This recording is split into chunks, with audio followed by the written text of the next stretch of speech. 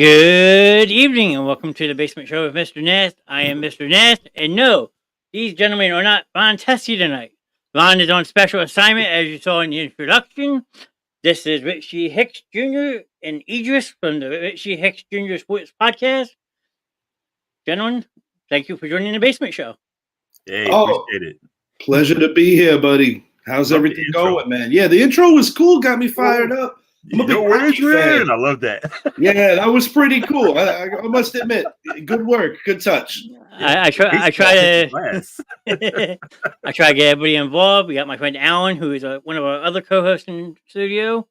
Evening, Alan. Nice to see you.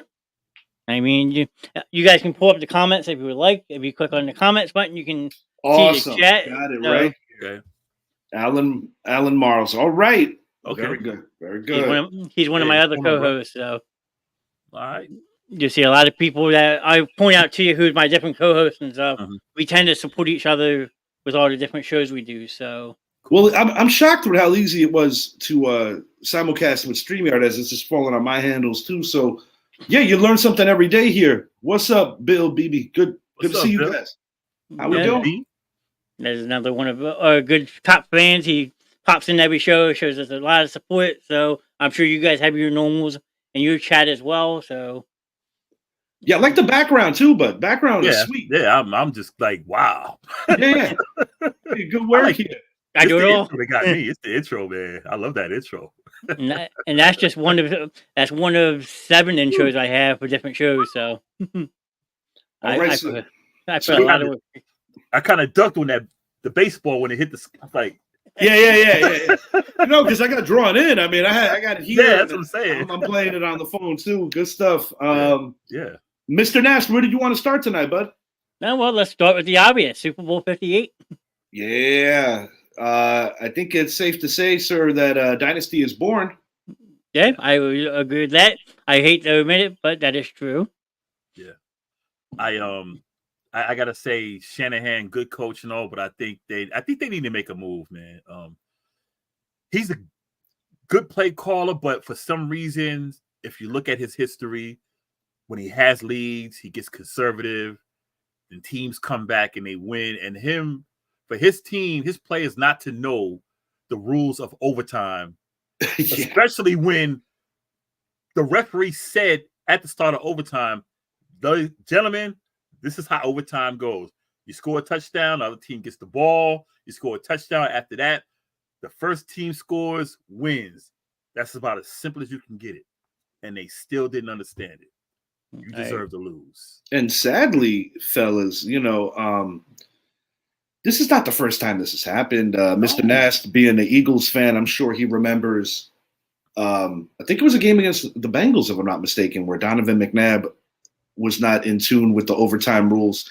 And mind you, this was the previous overtime rules because after the Josh Allen, Patrick Mahomes duel a couple of seasons ago, I believe it was the 2020 pandemic year, they actually changed that. So it is kind of disturbing when you consider the salaries that these coaches make and how important it is to prepare guys. At the biggest game of the year, you literally had, because what I thought was interesting, boys, the final touchdown of the game to McCole Hardman, it kind of seemed like they gave him the okie doke, where it seemed like the 49ers felt that they were going to run it into the second quarter of overtime, where the Chiefs just kind of, they had them gassed on that final drive. I think that's a fair statement.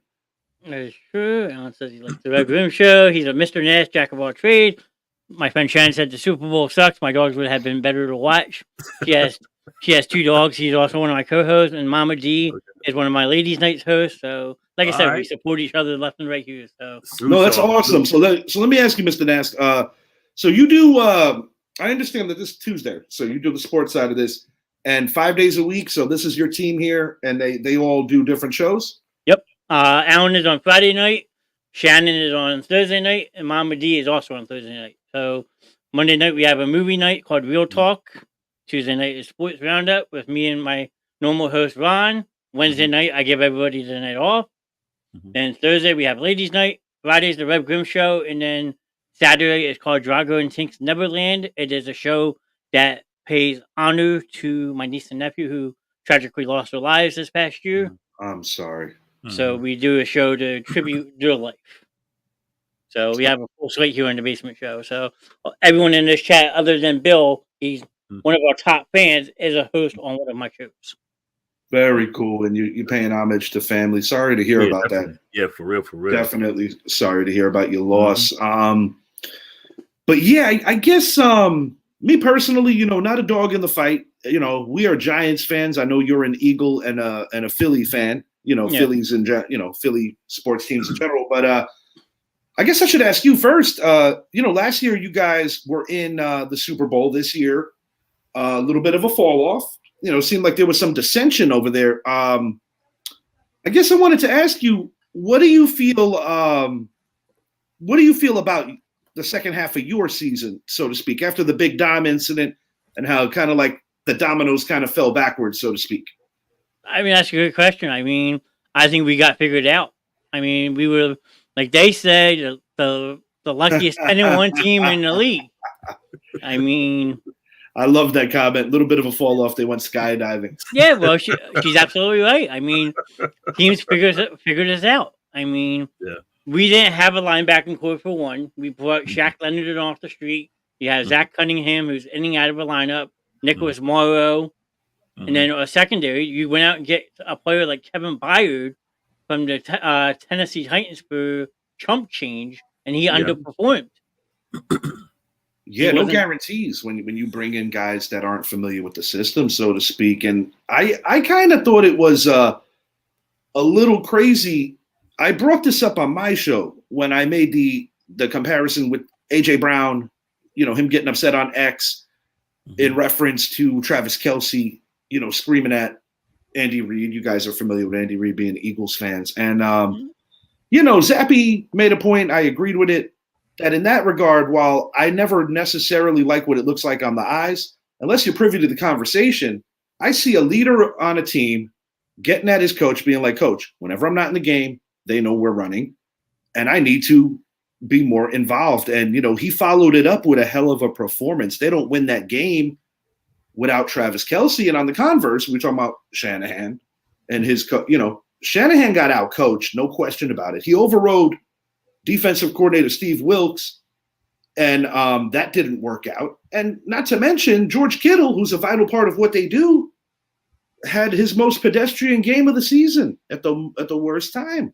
That is true. I mean, hey, I was going to introduce one of our four horsemen, Mr. Mike Zappy from San Antonio, Texas.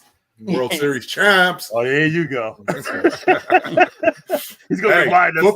Football is officially over. Right. So now I am in full baseball mode. I am ready to attack.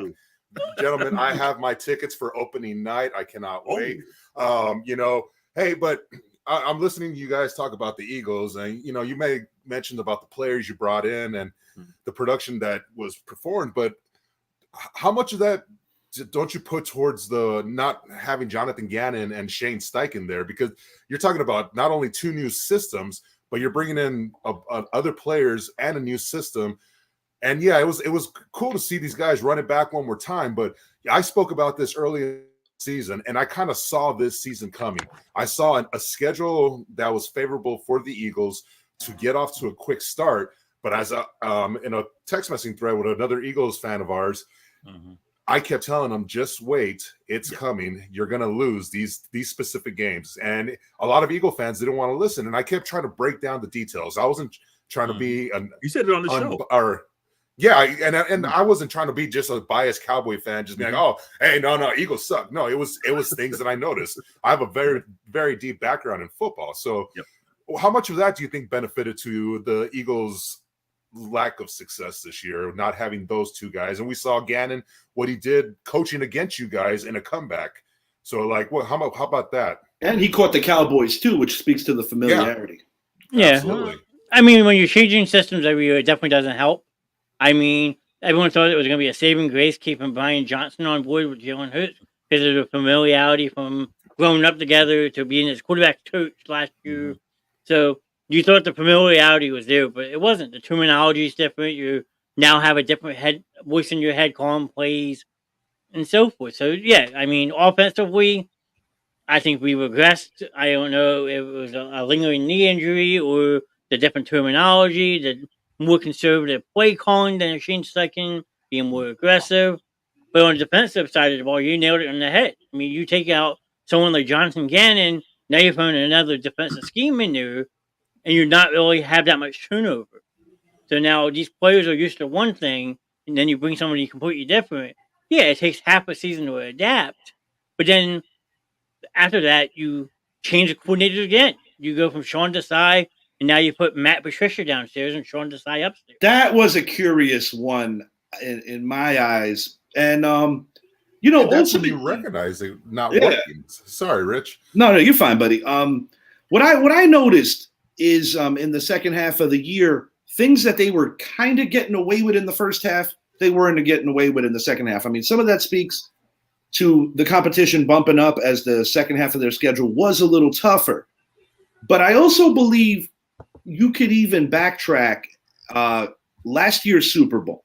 Mm-hmm. There were a couple of things that I saw that I didn't like. Number one, I saw Nick Sirianni, in my opinion, undermining a very accomplished wide receivers coach in the form of Aaron Moorhead, and also needing to get calmed down by his young quarterback, Jalen Hurts, who even in defeat, and I'm a Giant fan saying this, I thought Jalen showed a lot of poise, and I think he showed a lot of maturity speaking to the media in what's a very tough thing to do after losing a game of that magnitude. Because if we're being truthful, the Jalen Hurts fumble was a face mask that didn't get called. I mean, I'm a Giant fan, but I hate the refs. All around the board, never am I a fan of poor officiating. And, I'm not going to sit here and tell you, man, I was really pulling for the Eagles because I wasn't. But I still want to see the best calls made. I mean, a couple of years ago, the Cowboys at home, yes, they got outplayed, but the refs didn't do them too many favors against the Niners. I try to be fair when it comes to that kind of stuff. But I think what I didn't like just as a football fan was I felt that certain guys were quitting on the coaches. And, temper tantrums, they talk about the Kelsey thing. When A.J. Brown chucked his helmet, he almost hit his receivers coach when that helmet bounced back. So to me, that was a show of a malcontent, a show of disrespect, and most importantly, just a guy who was unhinged. And you're supposed to come in and be a leader at that juncture. And I think to shout out a guy like a young player like a Jalen Hurts, I view him as a young leader. It goes without saying, I don't give a damn who he plays for. It's hard not to like Jason Kelsey. That guy's a class act. And there's a lot of players on the Eagles rosters that it's hard not to like. It's, we have our reasons why we don't like the Eagles. Yeah. But, the one thing that I will say, what worries me about Jalen Hurts is we saw so much progression last year, and then we see him lose Shane Steichen. We see what Shane Steichen did with Anthony Richardson in short time. And I'm really excited to see what he does with him in year 2, and especially coming off that injury. But, this guy is now going on different OCs, and when you throw in a guy like an AJ Brown, because I do think that some of the players actually quit on Jalen as well, which is very unfortunate because that kid didn't deserve that. Yeah, he doesn't. But those kind of things can actually carry over and affect the chemistry moving forward. Personally, as much as I want to say, I want AJ Brown gone, I stand true to this with Jamar Chase and the Cincinnati Bengals, and I'll stand true with it with A.J. Brown and the Eagles.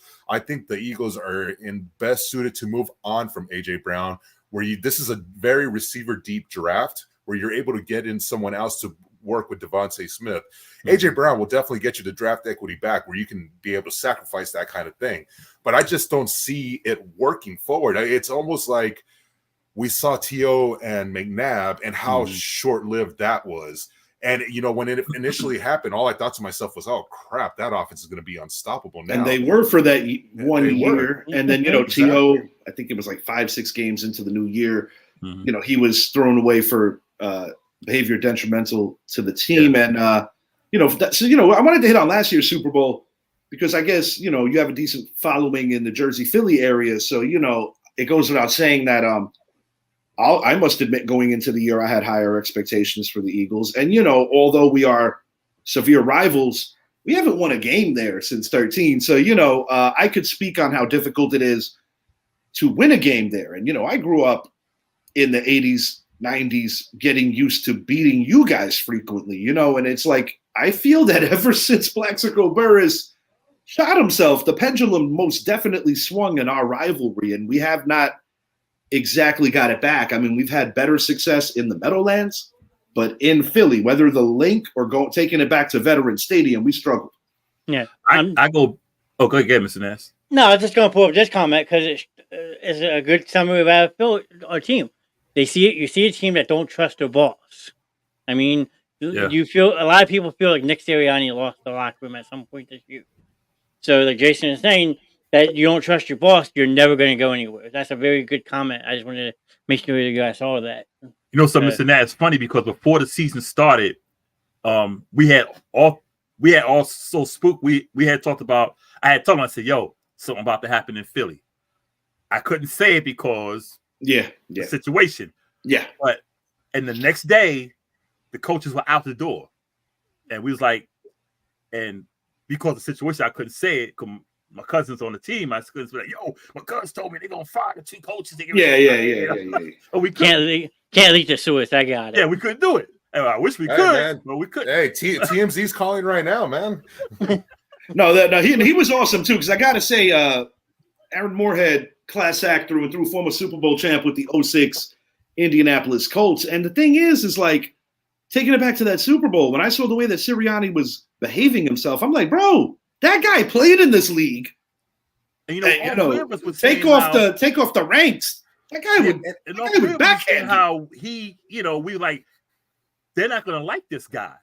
And even Zappy called it out. He said they're gonna fall soon. And they did. And I think Sirianni, I think this is his year. This is his make or break year. I tend to agree. He's out the door. They got rid of Doug Peterson after winning a Super Bowl, and the only one, because you got to track it back to Vince Lombardi era, when the Eagles won a pre-merger title. So if they can get rid of Doug Peterson, Nick Sirianni shouldn't be that cocky. You know what I'm saying? I go back to Ron Jaworski playing for the Eagles. So you know how my Giants were back then. We were trash, But I've seen the evolution. No, and it's crazy because I look at Nick Sirianni with the Eagles, and I think to myself, I mean, the implosion has already started. I personally think it's going to get worse. I think the Eagles, the Cowboys, the Bills are all 3 teams in the similar situation going into next year, where there's one head coach that is going to be watching these 3, who a lot of teams have already reached out to him and said, if things don't work out in 2024, we're going to give you a call in 2025, that being Bill Belichick. So, it's an interesting thing because you put a guy like a Bill Belichick in that locker room with the Eagles, they're probably winning the Super Bowl, as much as it pings me to say that. I kind of would say the same thing even with Dallas or with Buffalo. I tend to agree, dude. I don't want Bill Belichick anywhere in the NFC East. Unless it was back with us, but it's with us. I don't want nobody. But it's about 30 years too late, because when Bill Parcells unceremoniously told the Giants he wasn't returning in 91, that's what I mean. He kind of stuck it to us because, Bill went to Cleveland, Tom Coughlin went to BC, and we ended up getting a weirdo named Ray Hanley. And Dave Brown. Don't forget Dave Brown. Oh, Jesus. Okay. Well, my buddy, Just Too Breezy, who's another streamer, has a question. How do you guys feel about the 49ers saying they don't know the overtime rules? If you guys don't mind, I'll go first on this. No, So I coached some high school football out in the California when I was in the Air Force. And the number one thing we had to do, and this is us at a high school level, a lot of this are doing this volunteering our time. Mm-hmm.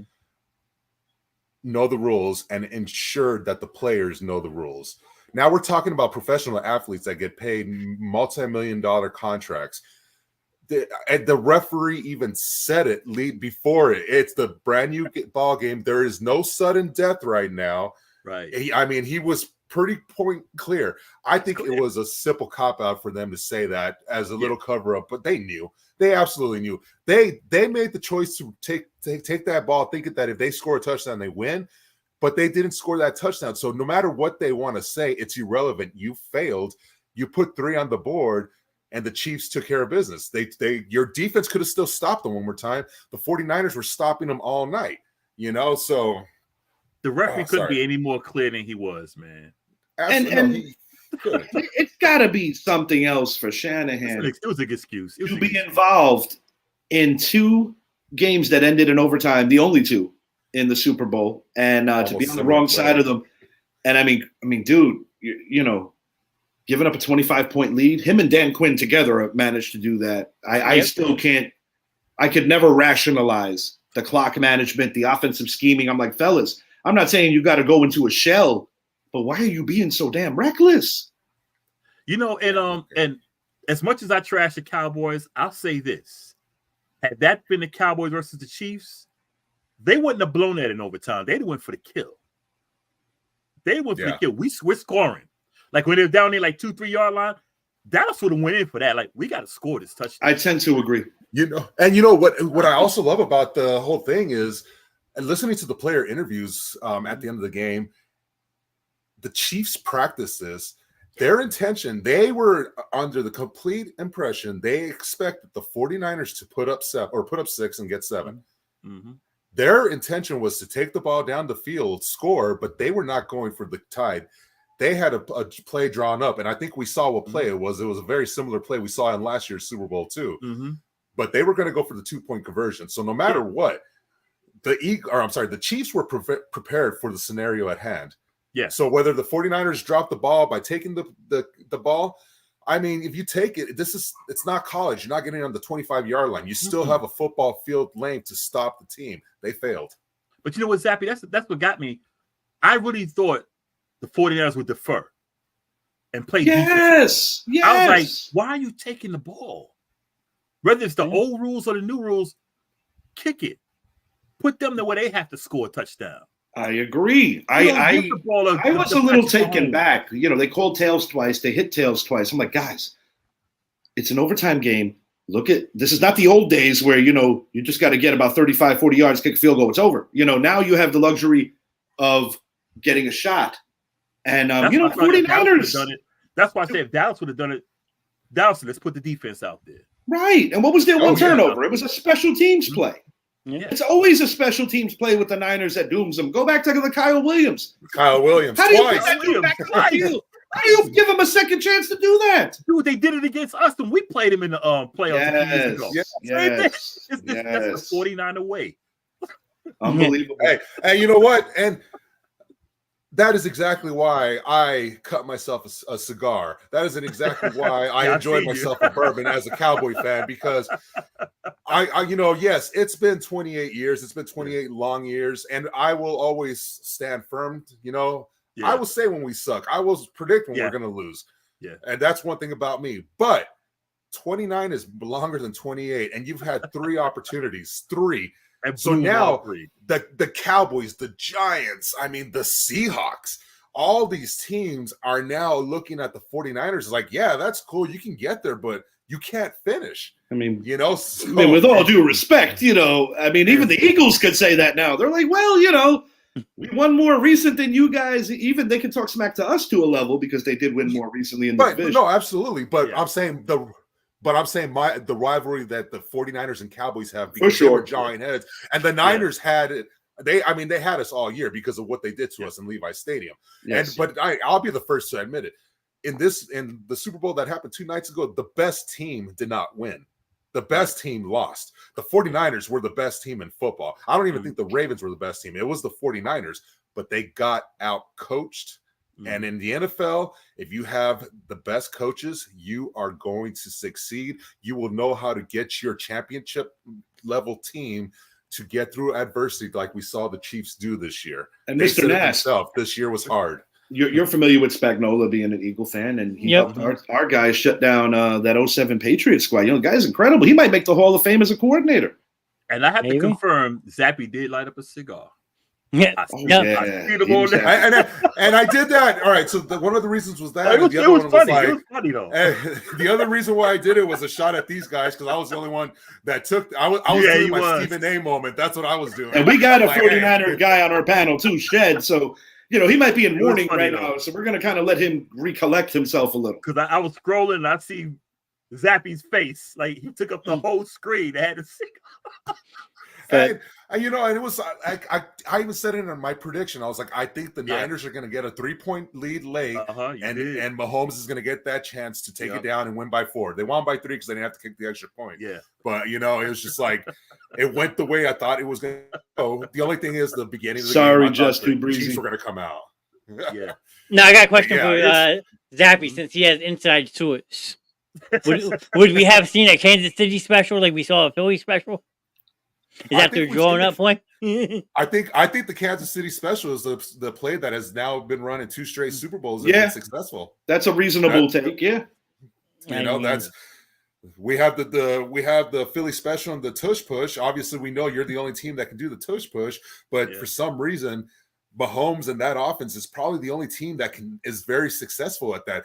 I'm a huge Notre Dame fan. I remember going back to the days when Notre Dame was playing against Florida State. This was probably in 2013, where they had the play run, but the receiver hit the DB and they threw a flag, and Notre Dame ended up losing the game. The Chiefs draw this up perfectly to a T, and if the game is going to come down to 3 points, as we saw 7 seconds left on the clock, Mahomes is going to get it in the end zone. Yeah, that's just it speaks to the other point, Zap, about the coaching, dude. About the coaching.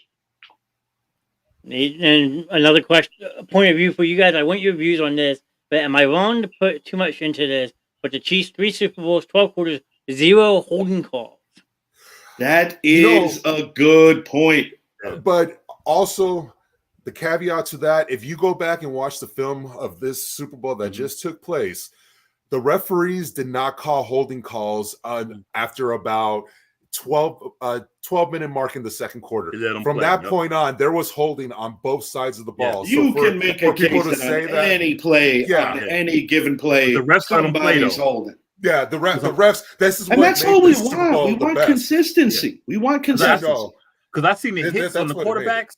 I saw the hits on the quarterbacks in the season. They didn't call late hit, blah, blah, blah. But the ref said, you're going to play this out. They let them, and there is a level play. status for quarterbacks. Yeah. I feel like you got to be a certain status at quarterback to get like those ridiculous ones where they barely shove you. You got to be in a top 5 level. I mean, if you're Daniel Jones and you're getting rocked like LT used to rock guys, you'd be like, you better take it. Smelling smells all right. It's okay. But if you're like somebody like Drew Brees or Tom Brady, you're getting that flag. Yeah, you're getting the flag. Both of them are saying that Bosa was getting held the whole game. And it was obvious. Bosa was, but I mean, there were so many plays where Chris Jones was being held as well because he was disrupted in the middle. Really, if you look at the film, I thought the game was going to come down to the trenches, but the 49ers owned the trenches for 3 quarters. So to sit there and say that the holding was happening, Bosa was actually doing a very good job of not committing to allow Patrick Mahomes to get outside the pocket. So that's the other thing. He did a phenomenal job on that. I thought that the referees, for the most part, called a phenomenal game, honestly. I mean, like Richie said, you can find and pick pieces here and there that there's a holding. Just like the whole video of, it said it was 1st and 10 with when Mahomes was scrambling. It was supposed to be 2nd and 8. That was actually a 1 yard, the 2nd and 1 play. The line judge, they never fixed it, or the television never fixed it. But they had it right. Like even last year, when they got Bradbury at the end, I know a lot of people were pissed, but the reality was, earlier in the game, Bradbury got away with one that was worse.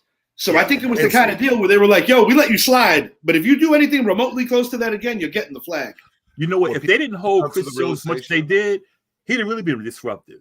Because Coach Spag, he called the blitz plays right when you needed a blitz, and there was Chris Jones right in Brock Purdy's face every time. Oh, I like this one. I feel at the end of the day, what everyone needs to understand is a game is not, if it comes down to one penalty, the likelihood of the referees calling it, unless if it's blatantly obvious, like Kadarius Toney, they're not going to call it. I mean, I saw with my Longhorns in the semifinal game against Washington, where the Washington DB is clearly holding Adonai Mitchell, but they're not going to call that on the final play of the game. They're just not going to. Same thing goes in the NFL in those type of situations. It's just not going to happen. And then for the people to go down to that one play, I sit there and I say, where was that team the other 59 minutes and 20 seconds? Where were the rest of the game? Why are you only pinpointing to one play? Absolutely, I just can't do it like that. So. Okay, Mr. Knast. What do you guys feel about this one, though? The NFL is scripted. My opinion, I believe that's a loaded one. I think it's influenced by the league, but I don't think the players are out there going by some script like, well, we got to do this. I think the players are out there playing. Do I think that it's kind of like the NFL influences certain things? I think that happens in every sport, but I don't think it's where they say, okay, we have to make sure this team wins. We have to make sure this team wins, blah, blah, blah, blah. That's just my opinion, but I don't think the players are in there like throwing a game like, okay, we got to lose. I don't. It would be like where guys coming from. It would be such a slap in the face to all the NFL players that played in the past, because all of them would be standing forward and say the NFL is scripted, but you never hear them saying the only guy that really went over the top, truly, to make this was Bubba Smith. If you really go back, he even wrote a book. And I'm not going to sit here and tell you that at different junctures of different seasons of different things, because guys, there is another influence that's a lot bigger than the NFL entity. I'm talking about the bookie entity and the guys that, run the bookies. That's a whole nother conversation. Yeah. I don't know if you guys like watching any of these mafia podcasts, but I have seen some of these guys talk about, if you had a player that possibly owed money. I'm not going to sit here and tell you that everything is always on the up and up, because look at Tim Donaghy in the NBA, dude. Hey, look. You know who's Bill guys got it perfect. Nicky Scarfo from Philly. If you're from Philly, sir. you know about Nicky Scarfo. He was one of them. Yeah, guys are 49ers fan on our show, so if he's saying this and he's saying it with passion, I love it. I love it. And then I know a lot of 49er fans that are saying the truth. I mean, the 49ers I love that third line. The 49ers lost that game. The Niners. Yeah, lost. I'll be That's honest the bottom with you. line. I'll be honest with you. And listen, like, if you want to take it back with the Chiefs, like when you said the KC special earlier, I was going to be sarcastic and be like, oh, you mean bringing their own refs? The Sauce Gardner game. Yeah, that was pretty bad. That was pretty bad. When your friends in the building? Oh, what's up, Paul? That's why I said I feel the NFL influences a lot of things, but I don't think the players are in on it. I think the players are out there busting their asses. I think the coaches are out there busting their asses. Like the league might say, like in the NBA, it's obvious, that it's a lot of influence. Well, when you go to referee school, they make it a point, and I'm not even being facetious, that you make sure that the superstars get on the line. Yeah, and I just think, like I said, I don't think it's on the players. I really don't. I just think, because if you look at some of the calls that Tom Brady used to get, like, wait a minute. Come on, now that wasn't a late hit. Yeah, that was a little. Like some of Brady's stuff was a little egregious. Yeah, but I don't think it's a situation where the players are in on the game. It's like, nah, we're out there busting our ass. They're trying very hard with the quarterbacks about the whole CTE thing. But I did want to ask your thoughts on this, Mr. Knast. Just curious. Yeah. Next year competition committee, they're talking about these footballs that get fumbled into the end zone, going back to the offense. That's egregious to me, and. They got it. The way I look at it is that if you take it out at the 20, when you recover it, touchback, okay. Yeah. You got to make them back up at least 20 yards if they're keeping possession. I still think it's unfair even with that. Yeah. Because offense is a lot easier to play now. Defenses are handicapped with a lot of rules, like they even tell you how to land on a guy. What planet of playing football was I ever told how to land on a guy? Yeah. You flying in the air. Game not to get hurt, you're going to get hurt. No, I agree. I mean, I don't think that offenses should maintain possession. If you fumble the ball, you fumble the ball. Absolutely. I mean, even if you break a plane or not, there's a couple questionable ones this year. For sure. If you're fumbling the ball 2 yards short and it goes in the end zone out of balance, that should be defense hands down. Yeah. I don't think offense should be at all. Defense trying to get the ball.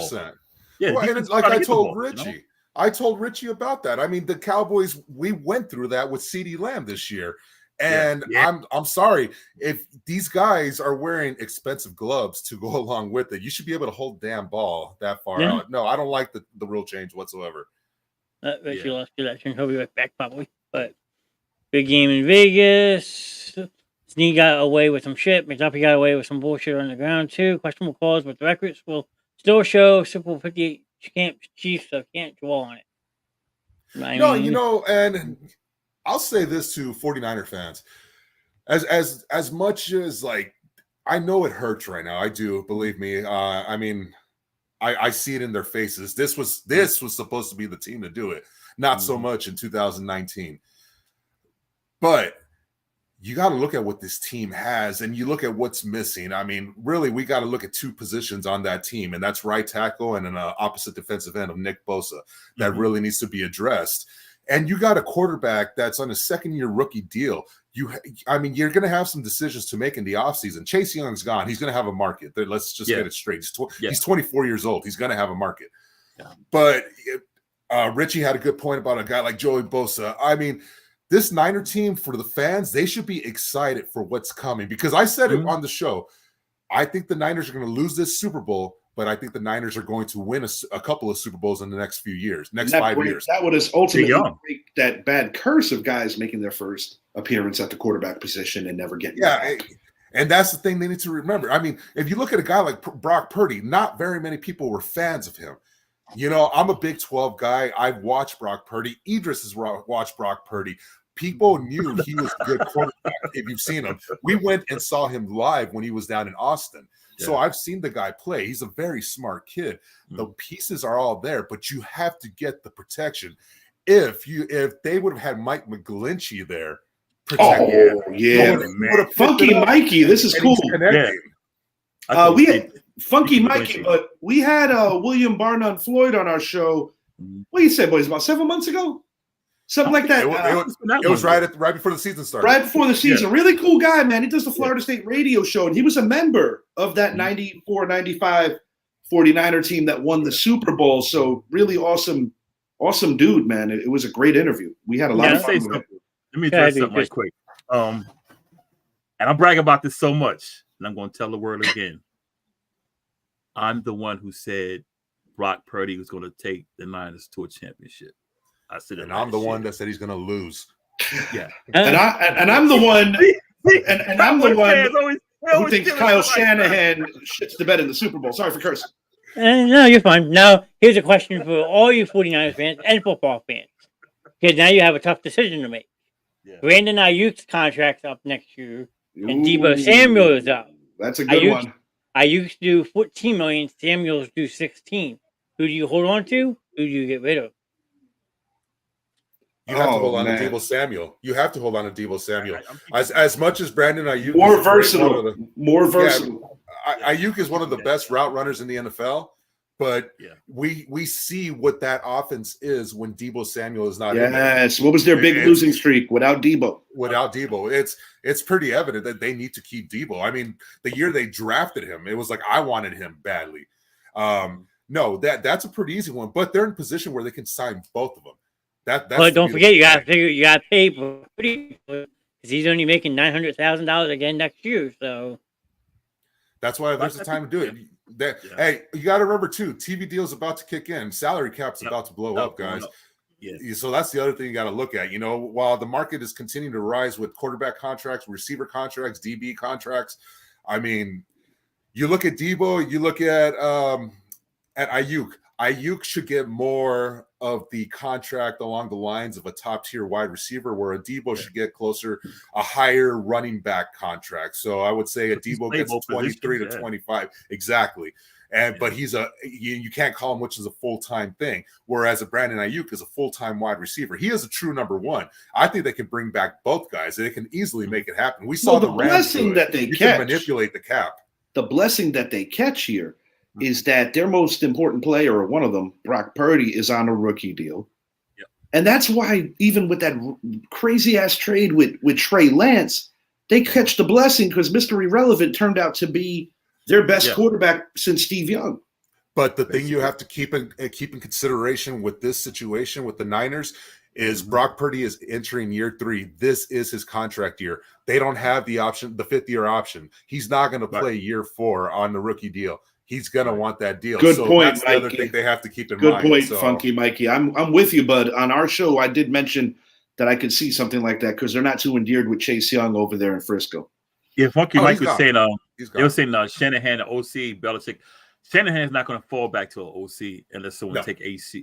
Well, until he gets fired. He's a good head coach, and I said it the other night. He needs a great OC in there to make those critical calls. That's what he needs. He's a good head coach. The players respect. He's a very respected coach. Did you send in your resume or what's going on?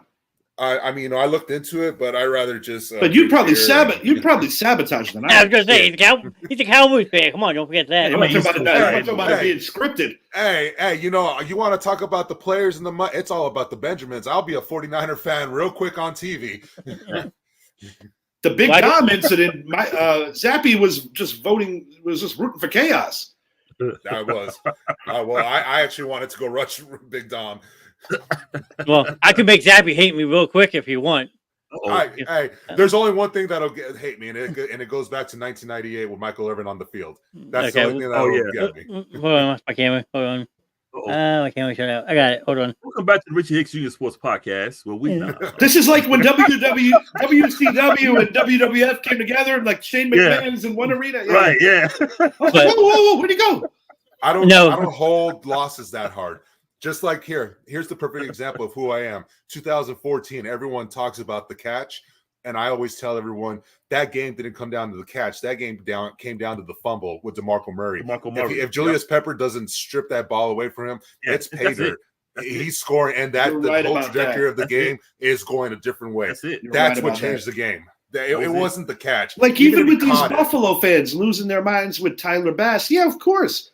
You could say, get the illy willies from the Scott Norwood play, but at the end of the day, dude, there were so many missed opportunities out there. When Josh Allen got hit at the worst possible moment when he was trying to get the ball, and once again, Chris Jones, even with this Super Bowl, the 49ers had their chances. You got the missed extra point, which would have put them up by 4 instead of 3. That'd have forced KC to score a touchdown rather than kicking the field goal. The Niners had their chances to win this game. And like I was saying during the game, on the opening drive. Right. I mean, that opening drive, it was almost like, oh my God, they're about to blow the Chiefs out. They're about to blow them out the water. It felt that way early. They had the pick. I mean, they had their chances. You're up 10-0. And you blow it again. But how devastating. We were up 24-14 at halftime last year. We lost it. Yeah, but y'all didn't do it 3 times. Like I said. That's a good point. Take solace in that at least.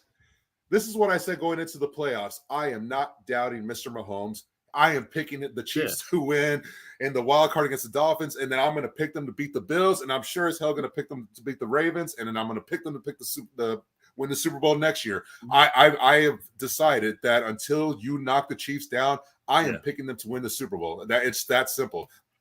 Yeah. So you're calling a three-peat? You're calling it a three-peat? I am calling for a three-peat, and as much as I love my Cowboys, gentlemen, I am about to be 40 years old in 2 weeks. I have been watching football since I was about 5-6 years old. Mm-hmm. Never once have I ever seen a three-peat in the NFL. No one has. And this might be our last opportunity to witness that. I would love to see a Kansas City three-peat next year. I really would. I think it would be great for football. All they have to do is show up their receiving core. That's it. Oh, yeah. And that's what's crazy is Rashee Rice. That's that in the draft. They will. But Rashee Rice has more than solidified himself as the number 1 next year. He is going to blow up next year.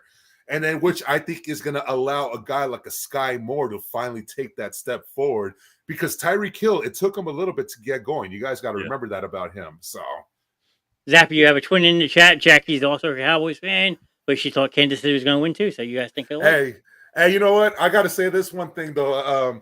Idris made a point yesterday, and he put a comment out there saying the Kansas City Chiefs are America's team, and Patrick Mahomes is America's boy. He's coming back, Jacqueline. As a Cowboys fan, I absolutely agree. But the irony about it all is the Kansas City Chiefs are America's team, and they used to play in Dallas. I knew that was coming. just throwing that out there. So it makes it easier to cheer for the Chiefs. No. I want to see them do it. I want to see them do it. I want to see that oblong ball they throw around. Our owner's name is on every game they shoot football. Just want to remember that. But and see, that wasn't even a shot at the Cowboys. It's more like it's like with the Patriots. They were the most dominant team of the last 20 years, and now you've seen the same thing with the Chiefs. It's like the man's been in the AFC Championship every year except for that 1 year he played in one game. Yes, indeed. I mean, gentlemen, when you think about this Kansas City Chiefs team, I could think about the Patriots, but I don't think about the Patriots. What I think about right now is what the Cowboys could have been if they didn't fire Jimmy Johnson. This is what this Chiefs team is, because the Cowboys, seriously, we've talked about this time and time again. They could have easily won 5 Super Bowls in the span of 6 years. This is what this Chiefs team is building up to be. Yes, I mean, if you really look at them, they have. I mean, a couple of decisions with Snead and with Chris Jones. They need to shore up some things. But gentlemen, they are a young team too. And also, they have proven that you don't in the draft a running back in the draft. I think with the Cowboys, and I don't mean to switch it to them. I think with Jimmy, I think he'd have got 5 or 6, and I think he'd have had a successor because he'd have groomed that person to take over whenever he retired. The Cowboys would have. Who knows how many they would have won. Not to mention the previous dynasty before the Cowboys. If Leonard Marshall doesn't lay out Joe Montana in the 91 NFC title game, who's to say that the 49ers run was over? Because Montana was the reigning league MVP, and you remember Pat Summerall's iconic words, there will be no three-peat. No three-peat, yep. But I think this is the team right here that could do it. I mean, but yeah, good point on that guy. I mean, he literally was gonna not only catch that ball but be the Super Bowl MVP. But yes, indeed, it was a while on. It was the Super Bowl was shaping up to be a receiver or a kicker be the MVP. You know, when you see a 55-yard field goal made, it's like, oh wow, first time in Super Bowl history, and then here comes Harrison Bunker saying, "Hold my beer, I'll do 57 for you guys." You know, like incredible. It's like that record lasted all of 8 commercials. If that, I think it lasted the Twister and the Planet of the Apes commercials. That's about it. That was it. Because the next drive it got broken. Yeah, that was wild. That was wild. That's what threw off the Alicia Keys when her voice. Thank God Anders Carlson didn't make the Super Bowl. It would have been a record for the most misses in one Super Bowl. Oh man, yeah. Hey, I want to ask you guys a question. I haven't asked anyone. I haven't had the opportunity to ask you. I'm going to step away from football for a second, Mr. Knast. Obviously, I'm going to start with you. What did you think of the halftime show? Didn't watch it. You didn't watch it. I watched my cousin Vinny. You did say that. You did. Richie, what about you? To be honest, boys, I got started early that day, right? Oh yeah. I was watching the back of my eyelids until about minute 4 of the third quarter. Oh man, Alan said it sucked. You know what? I never watched halftime. I never watched. I've got to say. I made it a point to watch Shakira and J-Lo. I made it a point to be awake for that one. I turned the channel and I see my cousin Vinny when it was in court. I said, "Oh, I got to watch this." And when it ended, halftime it just ended. I think it boiled down to this: if you were a fan of Usher, you had a blast, and to me, it looked a lot of my generation. It's for the girlies, man. Was the ones that really enjoyed it. I was standing up having a great time enjoying. I mean, I was pretty sloshed, but either way, it was just. I remember, and then I got into the first time I heard Usher when I was in 7th grade on my way to Alamogordo, New Mexico for a basketball game. That was the first time I heard his song, and after that, I became a huge fan. I will say I think that Ludacris and Little John saved it because once they made their appearance, I mean that place really got great. But yeah, back to football. I just wanted to know what y'all's opinions thought about that. My cousin, hey, I love that movie. Well, what about this question from Jackie? Is anyone else tired of seeing Taylor Swift every time Kelsey makes a play? I've been tired of her. I like her, but I've been tired of her. I got no issue with Taylor. Sorry to interrupt you, Zap. It's just it's the media. They push her and push her and push her. That's what it is. Her herself, I have no issue with. I had no. It's not her. I've been saying she's not going anywhere. She's here to stay. I don't think she's ruining the NFL personally because if there was someone that did it, I'm going to use 2 individuals, for example. I'm going to use Taylor Swift and I'm going to use Brittany Mahomes. Brittany Mahomes is known. Yes, she played sports. Her and Jackson are more nauseating to look at than Taylor. Exactly. We see Brittany Mahomes and we see Jackson Mahomes and all their antics at the end of games. We saw Brittany dumping champagne all over Bills fans and stuff like that. Those are the things that, then you bring in a Taylor Swift who is self-made. She's not coming into the NFL picture to get more views. She has actually brought more viewership to the NFL. Yeah. So if there's anything she has done, is she has brought a lot more money. And what the NFL has said is, hey, we like money, so why don't we keep her along? But if you really look at the story, Taylor Swift has stated guys that have net worths in the millions, the millions and millions and millions of dollars. And now she decided to date a tight end from the Kansas City Chiefs, who's probably going to be the greatest tight end to play. But to date a guy that on any other celebrity's level would be a no thank you. I mean, I love the story. I really do. And then when you watch them on the field celebrating, I mean, the media is going to push it because I actually a person like Taylor Swift is there. You have is not like that flavor of the month crap. I do believe I believe they're getting married. I do tend to believe that. I mean, Travis Kelce's appearance even changed. It's better than OBJ. It has. It's better than OBJ and Kim Kardashian. I'll tell you that. Yeah, exactly. And Brittany, I mean, Taylor is not that person. She is not that. Taylor's actually a very good person. I mean, you guys also have to remember that at the Super Bowl, while she was having a lot of fun, guys, she was there with a heavy heart. Yeah. I mean, the guy that introduced her, Toby Keith, had just passed away. She literally got to hang out, celebrate that night with Travis and Jason and everything, and with all the videos that came out. But then she had to fly to Nashville for a funeral right after that. So I mean, she's not your normal celebrity. I think she was there. There's so many things. The thing I like for somebody as big as her, she's very approachable, which I think speaks that to the anti-celebrity, and she stays out of the way.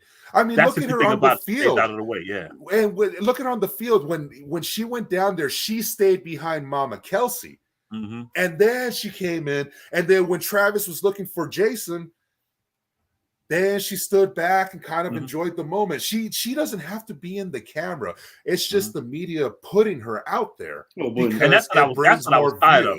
Because I like her. It's not her. Yeah. It's not her. And it's not her ruining it. And like we say about many other things, it is the media that has set this narrative and people run with it. Well, like you guys saying, all in the storyline, though, you got to show your money maker $331 million. Exactly. That's how much revenue she has brought in. And that was before her 13th game. That's what that was. That was before that. But, you know, if you want to talk about, hey, there was Usher had asked Justin Bieber to perform, and he was at the Super Bowl, and he denied it because, quite frankly, guys, Justin Bieber does not need to be a guest at a Super Bowl. He needs to have his own Super Bowl. As much as I don't want to say it, that's the level he's at. Yeah. And, you know, Taylor Swift was there, and people are thinking, oh, she's going to make an appearance on stage and sing a song or whatever. No, absolutely not. Well, like my friend Alan said, it'll be a great song when it's over. It was weird. Hey, sit back for the next 10 years. A couple of years ago, we talked about celebrities when they did the West Coast themed Super Bowl. Yeah. And I get it. 50 is a Queens, New York guy, but he came out because of, death, Interscope Records, that connection with Dr. Dre. But what I thought was weird is that when they were trying to reenact like him doing the sit-ups upside down, with that wife beater, I'm like, bro, like he don't look like he used to look. I don't know if this was like 50 looked like he looked like he was at the buffet or something. Yeah, he like us now, Yeah. Now, what do you think about this though, real quick? Like Chelsea bumping into Andy Reid in like a heated exchange. Like, what do you believe about that? Are you okay with it? I loved it. He got his coach to acknowledge his concern. What's bigger than the shouting? Their competitors. He knew that the Niners were getting tipped off every time that he was on the field, not on the field rather, and Noah Gray was in his place. When 87 was not on the field, the 49ers were sniffing out that they were running. Yep. And, I'm not going to sit here and tell you that Travis Kelce is a better blocker than Noah Gray, but he could chip guys and he's not horrible to the point. You don't want to lose him in the passing game, or at least giving the defense something to think about if they see 87 on the field. And you know what? It reminded me. We lost that game. We lost that game. Yeah. It reminded me of when T.O. ran to the star and then Emmitt Smith followed it. It's a very similar thing, you know. And I know it's comparing it with AJ Brown, but what I was going to say is we're championship level mentality versus someone that has been a cancer. That's what I was going to say. Because people are trying to compare AB to Kelsey. Two different situations. Like I said, AB was a cancer. Well, AB did things for him. It was AB. To where Kelsey's like, look, these guys they're playing us out here on the field. You know, so and Kelsey hasn't shown any type of characteristics towards that franchise where you say, okay, we gotta sit this man down. Never. To where AB was always a problem going back to Pittsburgh. Yeah. So I can't compare both situations. Hey, and the funny thing about that for next year's Super Bowl, if the Super Bowl is in fact scripted, then the script will say this: the Kansas City Chiefs will be playing the Cincinnati Bengals in the AFC Championship game as Joe Burrow returns home, with the opportunity to knock off a team that is going for a three-peat, the first time in NFL history. That will be the script. There will be no other script. That will be the script. You just told somebody to make a meme. And Tommy DeVito would have made the Super Bowl for the New York Giants because, we know that Vegas is Vegas embraces, Italians that get awesome awards for hand gestures, bro. Yes. Guy, best celebration in the league. And Guy, you're right. If I would have done that to my coach, I probably would have been benched too. I did get in my coach's face once. If I would have put my hands on him, but this is a completely different level. We're not talking about us at the high school level. We're not talking about us at the college level. At the end of the day, it's two grown men that have a great deal of respect for each other on the working side because they've been together for a long time. And I'm telling you this because I have hashed it out with my boss before in front of people. And it's because when the passion is there, when things need to get done a certain way, sometimes it takes you speaking up to that level for the message to be received. And that's why I 100% loved it, because I look at it from a professional standpoint. Yeah, at a high school standpoint, absolutely, we're going to get benched. We're kids, but these are grown men, like Richie said. These are paid professionals. This is what their job is to do. And he was saying, hey, look, my season might have been this, but I show up in times like this. Keep me in. And Dappy hit me with a steel chair after one of our shows. It's all love. and then I cleared his fridge out. I think we're in the period right now where people think of the littlest thing. Like it's like when Brady was going off on Josh McDaniels a few years ago. He shouldn't be cursing him out.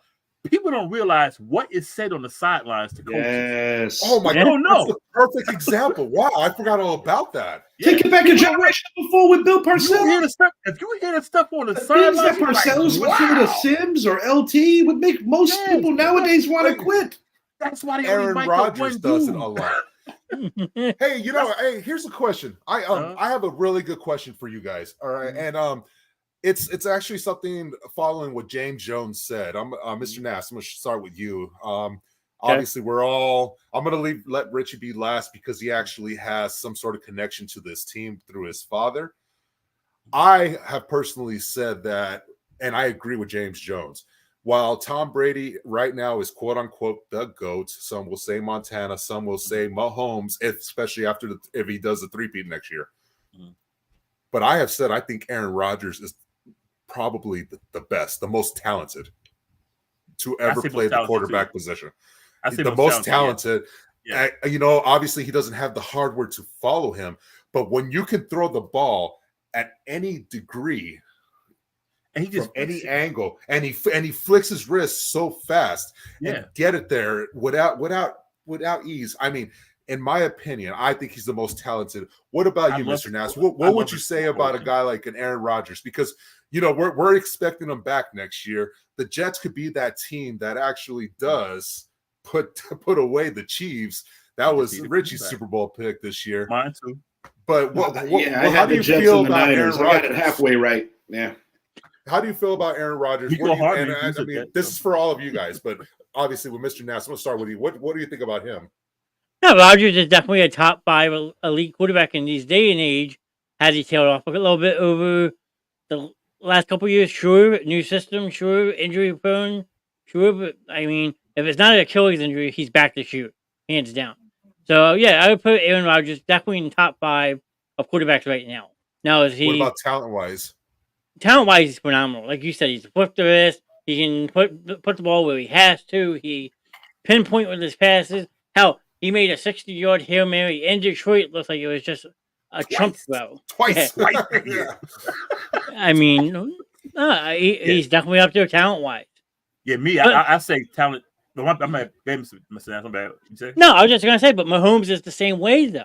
If you're gonna put Mahomes and Rodgers, they're almost the same type of player. No, I will never put Rodgers. The big knock on Mahomes and Rodgers is actually a more accurate quarterback. Mahomes makes the crazier throws, but Rodgers would make those crazier throws on a more consistent basis. I also think you can make a point that Mahomes has had a better coach than Rodgers ever had. Yeah. I don't think you have to make that point. I think that's a key point. If he was doing this with the Kansas City Chiefs, Aaron Rodgers would be going for a three-peat right now.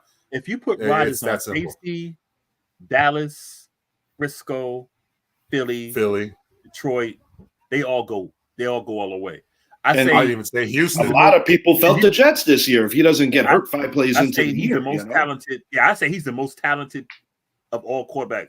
Not saying the greatest, but talent-wise, the guy can throw the football. Never threw a touchdown pass to a first-round pick other than Mercedes Lewis. And more recent, that didn't happen yet. Gary Wilson? That didn't happen yet. It happened in the preseason. It didn't happen in the regular season. That's right. But that's the way I feel about him. Is he's never had the talent that these other guys? Because if you look at a guy like Dan Marino, he has been in GOAT conversation, but he doesn't have the hardware to follow it. Yeah. But if you look at the statistics, I mean, the dude is still top 5, and he's been out of the league for a long time. You know? And also taking into consideration with Rodgers' touchdown to interception ratio, and he also sat the first 3 years of his career. So even with that bad injury coming off it, I mean, bro, like Jason, there's not too many guys. There's not too many guys that you look at the back of their trading card that have that beautiful ratio that Rodgers had. And mind you, sitting for 3 years, because Brett Favre was the face of the NFL when he was a quarterback of the Packers. And not to mention that Rodgers, by year 3 of being a starter in many metrics, took that for a short while, being the guy. But you know what? Like Joseph Gallagher said, carry off that. Go ahead. Sorry, but love is all you need. He sat just like Rodgers, and you know damn well Rodgers is seething at this. You know it. Love might be that next one. And I'm gonna say right now, hey, no offense, Mr. Knast. Look, your Eagles, my Cowboys, we have some work to do. You guys, I mean, I'll be straight with you guys. You guys are gonna be a much different team next year. You have a lot of guys that are getting older, up there in age. You look at a Brandon Graham. Yeah. Obviously, we know Jason Kelsey's probably not coming back. Lane Johnson. Lane Johnson. Lane Johnson's a dinosaur in football years. I expect. Yeah, I fully expect the Eagles to take somewhat of a step back. But I look at my Cowboys team and I'm like, look, this is what it is right now. If moves are not made, if free agency, they don't go spend money, it's going to be the same story. But I look at NFC Championship game next year, it's going to be a rematch. It's going to be either the 49ers versus the Lions or the 49ers versus the Packers.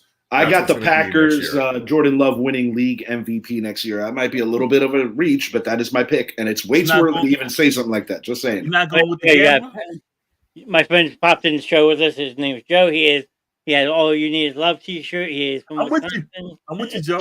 I'm with you, Joe. I'm with you. I mean, I got to give Green Bay credit, man. The way they do it, they draft a quarterback, sit him down.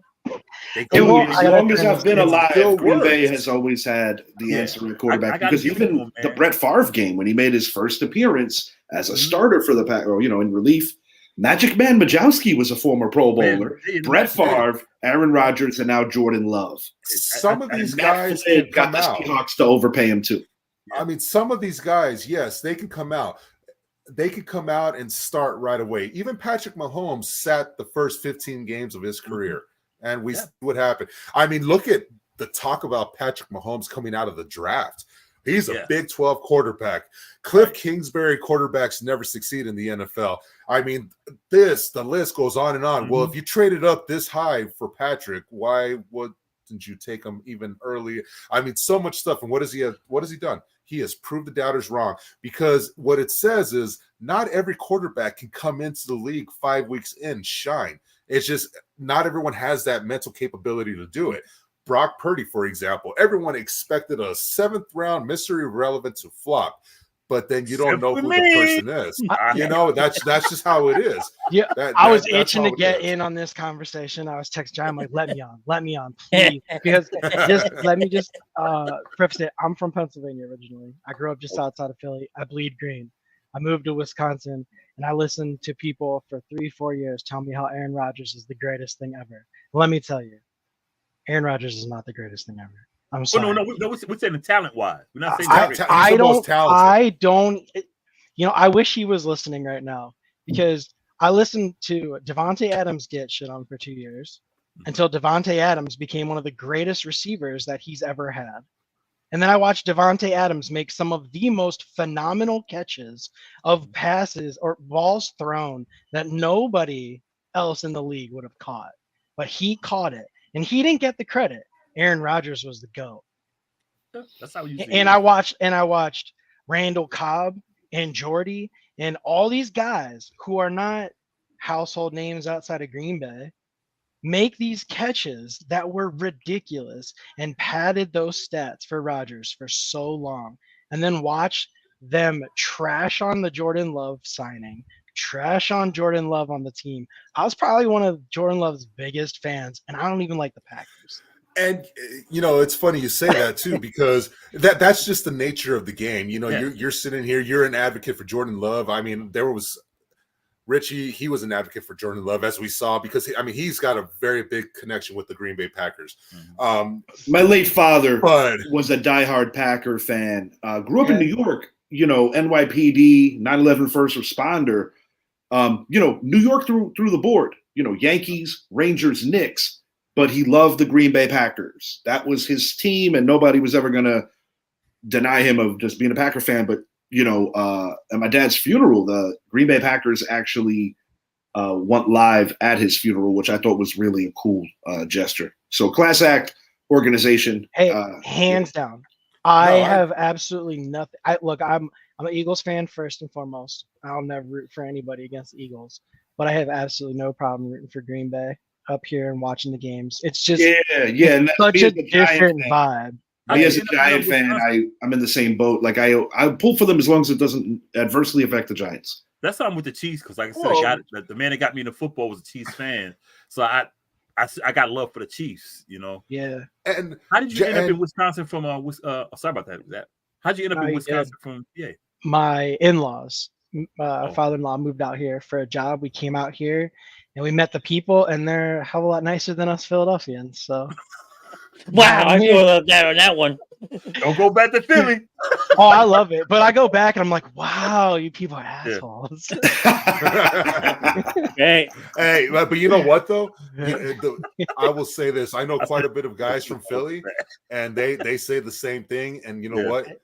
The ones I know from Philly don't live in Philly anymore. So but everybody out here is like, man, you're so blunt. And I'm like, no, I'm just speaking the truth. Relax. I think being honest, that's supposed to be a crime. Yeah. No, it's too nice out here. One of our buddies, our fantasy football commissioner, his son lives out there. They're originally from Scandinavia. Yeah. So it's called the Pops Cheddar in the Sun League.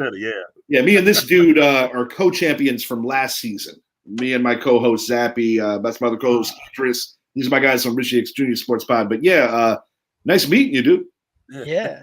No, it's Johnny invites me on sometimes. Yeah, so you were advocating that you don't think Aaron Rodgers is the most talented. Who would you say would be the most talented? Dan Marino or of all time?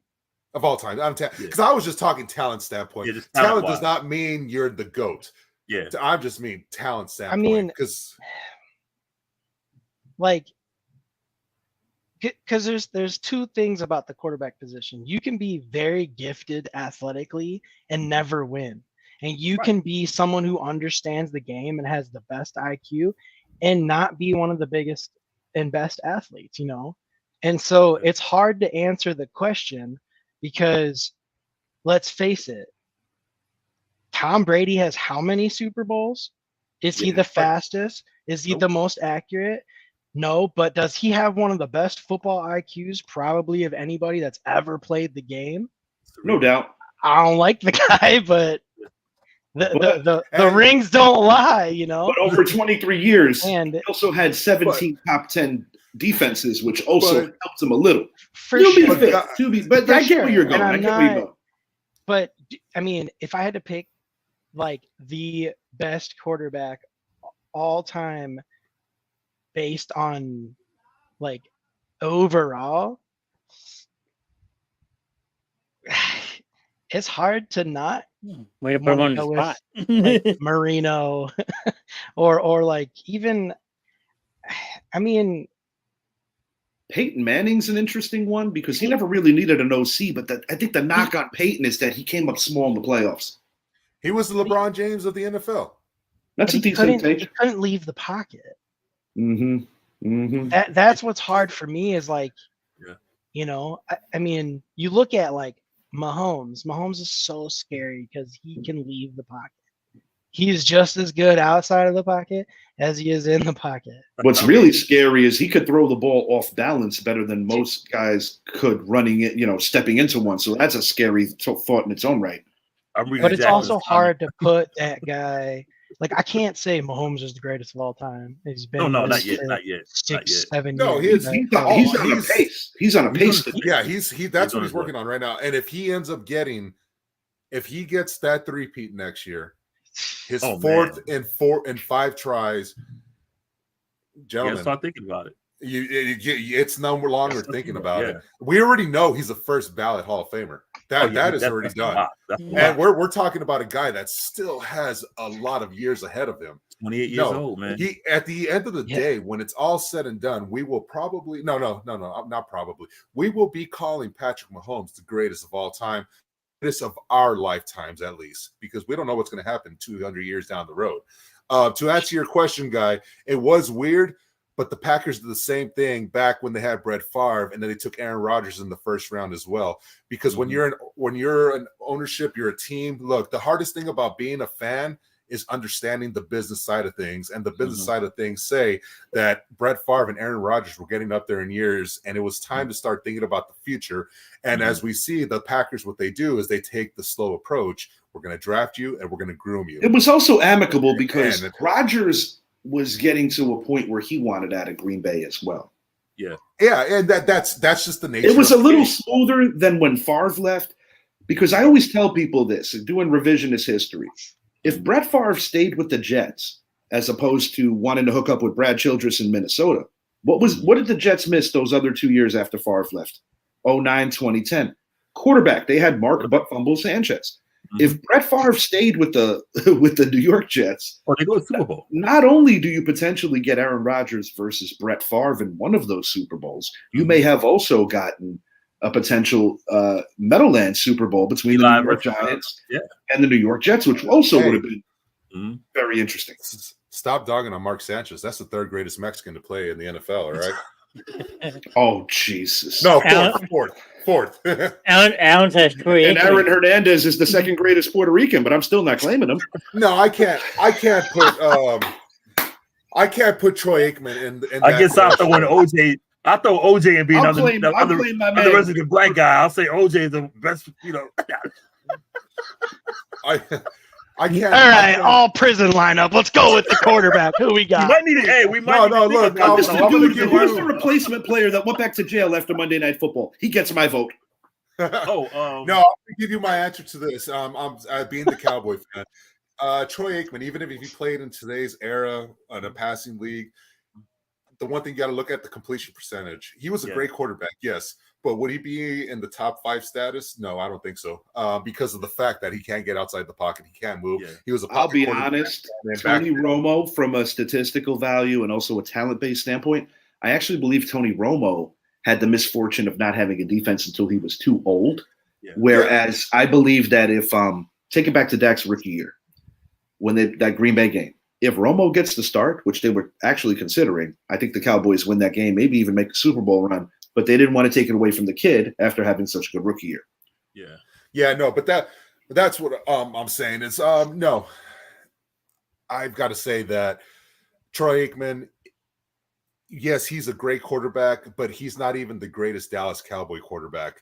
Yes, he's got the 3 championships, and then just like a guy like an Aaron Rodgers who only has 1, he won't ever be in the GOAT conversation because of that 1 championship. But I think he should be in the GOAT conversation. It just we base GOATs off of championships. And if you throw longevity into there, yeah, it's going to be easy for a guy like Tom Brady to pass for over 100,000 yards in his career when he's played 24 years. Not to mention that the rules have become more geared towards offensive football because when Brady first arrived in the league, it was a different league. He took some beatings in his own right. But I always tell people this, when comparing Tom and Joe, it's similar in my eyes to comparing Kobe and MJ.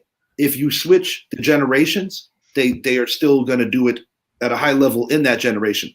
I think the difference is if Joe Montana was drafted in 2000 and if Tom Brady was drafted in 1979, the stats would be flipped because guys last longer now. Sports medicine. You put Tom Brady, put Tom Brady of the 2000s onto a team today.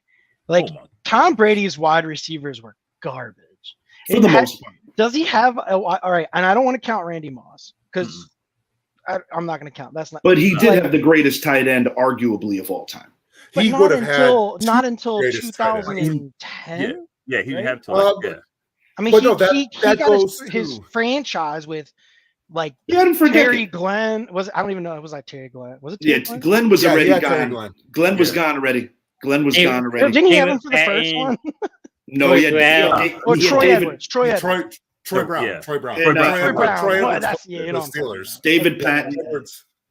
Deion Branch. I think like he had the players and Julian Edelman, which most people would say Julian Edelman is the greatest Patriot receiver to play. But what made Brady so great was not standing in the pocket and dissecting defenses. It was getting the ball out in less than 2.7 seconds. It was also having the ability to see the defense on a level where you can call the right audible at the line of scrimmage and make that very quick decision that more times than not he was correct on. And having a coach that lets you audible, which is the biggest thing that the Tampa Bay Super Bowl confirmed the Belichick versus Brady, in my opinion. And I know a lot of Giants fans are going to hate me because I hark on this one player. That's why I give Roger Staubach so much credit and say he's the greatest Cowboy quarterback. I mean, I go back to the games he lost against Pittsburgh. You can't put them losses on him. He did what he had to do. Drop passes, Jackie Smith, He got them 2. He lost them 2. I think he played it against Miami also. I think he was because Danny White didn't play in Super Bowls. I do want to. That's 5, and he won 2, and he played his ass off in each one. I do want to make a mention about the Belichick and Brady thing, if that's cool. You make a point, and I have mixed feelings on it because while Tom has won without Bill, the thing with a player could leave and join something that's established and ready to roll and ready to go. And in that case, even crab legs Jameis Winston coming off his 30-30 year, 30 picks, 5K, but 30 touchdowns, they still won 7 games. So the team that Tom Brady was joining, plus bringing in Rob Gronkowski and getting some really good free agents to join the show, whereas Bill Belichick stays behind and has to do everything from the ground up again. I hear that because I'm not gonna question Tom Brady's value, but as Belichick goes, if there's something to critique on him, it's him being a GM, not necessarily a coach. But I don't think he's a very good GM, and I think most head coaches should not be GMs because I think it's too much pressure and just too much to do. Mike Holmgren was a great coach, but when you start getting that GM hat, Bill O'Brien was an okay coach, an okay GM, but to do it and sustain it for as long as some of these guys he's stuck in one mentality. Yes, and it's not. It's too much, dude. It's too much. Like when Bill Parcells ran the Giants, he wasn't the GM. He had a big voice in the matter, and that's the way it should be. Yeah, George Young. But it's like a trust thing, though, right? Because Brady goes to Tampa, and Brady gets the ability to ascend. Brady went in and basically said, "Look, I'm gonna call plays. I'm gonna audible. Like you But can to tell me speak what on- to do. I mean, but, like, they were- I'm To gonna speak do on it, you know? Tampa's to speak on Tampa's talent level, though. They were. Do you ever amazing recall team. a quarterback winning an NFC title game after throwing 3 interceptions in that game? Tom Brady won that game. It speaks volumes on how much talent was That on that team. defense was But yeah, particularly and on think the about Sure. this. Remember this too, guys. The year before, that was an 8-8 team with a 30-30 quarterback. Right. All Still the Buccaneers 5,000 needed yards. was they just needed someone competent, but they ended up getting Brady because while Brady, like I said, I will present GOAT arguments for Montana. I'll present GOAT arguments for Brady, and I'm going to present them for Mahomes. But then when you think of the 3 quarterbacks, when you think of Brady, well, people will say, well, Super Bowl, the first one, second one, the third one. Well, that was actually Adam Vinatieri. He had the one drive, yes. Yeah. Then you think about the Seahawks and how they decided to, we don't like you, Marshawn. Yeah. And then, you think about all those things. Sometimes, it's better to be lucky than good. Sometimes you need a little bit of luck to go your way. Coming back from 25 and even losing effort against the Eagles, throwing for 500 yards, that to me that solidified his greatness. But you know what? Coming back from 25 is I give that more towards the guy that just lost his second Super Bowl in a row, buddy. by 10. Yeah, because buddy. Kyle Shanahan, when you're up by 25, logic says so you should probably run the ball. And you should probably run the ball a little more. Oh, hey, by the way, you have CMC in the backfield. Let's go and throw it 6 straight times to start the third quarter. No, I mean, Kyle Shanahan outcoaches himself. And that if they had someone a little more competent, they would have won that game, And that's why I say he needs a play caller. With Tampa Bay, you still need a coach because when Bruce Arians went up in the booth, that team went down. It went down. And that was with Tom Brady still at quarterback. Well, Todd Bowles was never a great coach. They backed into that division this year. They didn't have a great finish. New Orleans kicked their ass. Yeah. Arians was the coach when they won. Yes, sir. Yeah. And then Bowles was the coach the next year. Yeah, Arians went upstairs after that, and then they had. Well, it was actually the year after that because Johnny, what college did they come from, Johnny? What college is Bruce Arians and Todd Bowles from? He's a Temple guy too. What college? He's all Philly. I hear about this all the time. So you guys hear about Matt Rule quite a bit too, or what? Let me speak on Matt Rule right quick. I don't want to talk about our. Do you have to? Our stepping stone program over here. I would be brief on Matt Rule. We had a lot of Giants fans that wanted Matt Rule. I said, this guy came from Baylor. Yeah. If you want him to coach us, he goes to Carolina and these are the same geniuses that were. He came from. These are those same geniuses that wanted Louis Riddick. Matt Rule got College Game Day to Philadelphia. Do you understand how big of an accomplishment that is? That's what he can do, man. Hey, I mean, that's the best thing he ever did. I would say that's a really big accomplishment, but getting Baylor in Waco, Texas, to have game day is a little bigger, Yeah, that's true. So Baylor, up until that Baylor, he got College Game Day for Temple. I know. Temple. You want the Owls, man? Yeah, and the Owls hadn't been since what was his name? The coach used to coach the basketball team. You're talking about John Chaney. John Chaney. John Chaney. Yep. Oh, Johnny's over there. Don't get him started on John Chaney. I love John Chaney though. I love John Chaney. Him and the beef. Him and Calipari was Latino. That he would have choked one of them. I'm gonna choke you. I'm gonna kill you in the parking lot. Oh, I love John Chaney. That was priceless. And both of them had that personality that would make. I think it was Calipari. Yeah. Chaney always had his collar like he just coming from the bar all open. Yeah. Chaney rolling into the game. I didn't even know we had a game tonight, boys. Get out there. Shades of Nick Nolte from Blue Chips. Exactly. I'm going to step away for 1 second. I will be here. I'm just going to turn off my camera for a second. All right. John Chaney. The genius in college. Chip Kelly 2.0, he's calling him. Don't do that. Man, this conversation's been incredible. We're taking all kinds of directions on this. This is a good time, man. Yeah. Kelly. should never show his face. Mr. Knast, thanks for having us tonight, man. This is good stuff, man. Yeah. My chat's lively sometimes. I mean, you get Joe popping in once in a while, and then So one of your comments earlier, it's a little bit up, buddy, but I did see that somebody did ask what the Giants are going to do, and if that's all right, the answer is lose. Next question. I could give my I could give my 2 cents on that for just a minute. We did break the ice though. I know it was the last game of the season, but we finally won. Okay?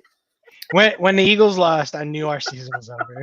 Oh yeah, that was it. Yeah, I knew. I know if I had to watch this Johnny Manziel wannabe guy anymore, blowing his kisses to his, his Jersey Shore section, I was just like, my God. I can't get Danny Jones back fast enough.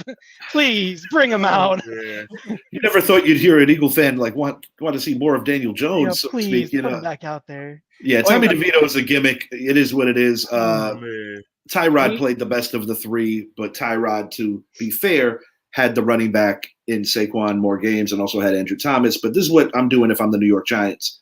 You're picking at 6. If I am the Giants, you get the best offensive tackle on the board. You trade up into late round 1 and go get J.J. McCarthy out of Michigan because he fits Brian Dable's scheme the best. I would not wait for round 2. McCarthy might be off the board. If you do not get an offensive tackle with pick 6, I would not be upset with Malik Neighbors. I would not be upset with that pick at all, opposite of Jalen Hyatt, who's obviously going to get more reps next year.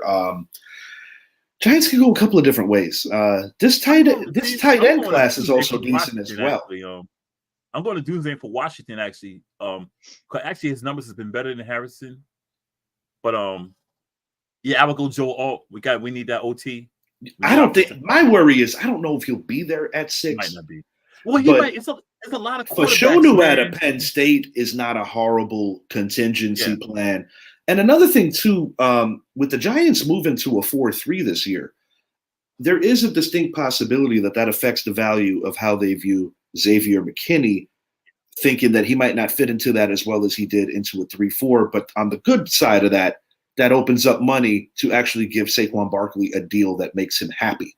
And they will value Barkley over McKinney, in my opinion, because the Giants have proven over the course of the last few years they've let go of some popular defensive players, particularly in their secondary. The secondary didn't falter because I think Deonte Banks is one of the best young corners in this league. I really like the way. Jason Pinnock. Jason Pinnock is a lot better than I think he gets credit for. I think with X, I think we move to a 4-3. He'll probably be out the door because we're going to need someone like a Landon Collins type of. Yes. Someone who can pull up, in the middle. And they already have that guy on the roster. That's Dane Belton, in my opinion. Yeah. So, I think with X, and if we let X walk, Love made the mistake, guy. Actually, Love made the mistake. The Giants offered him more money, and he took less with Seattle. Yeah. Love didn't want to pay those New York taxes. That had nothing to do with. He wanted. That's Jersey living. I mean, hey.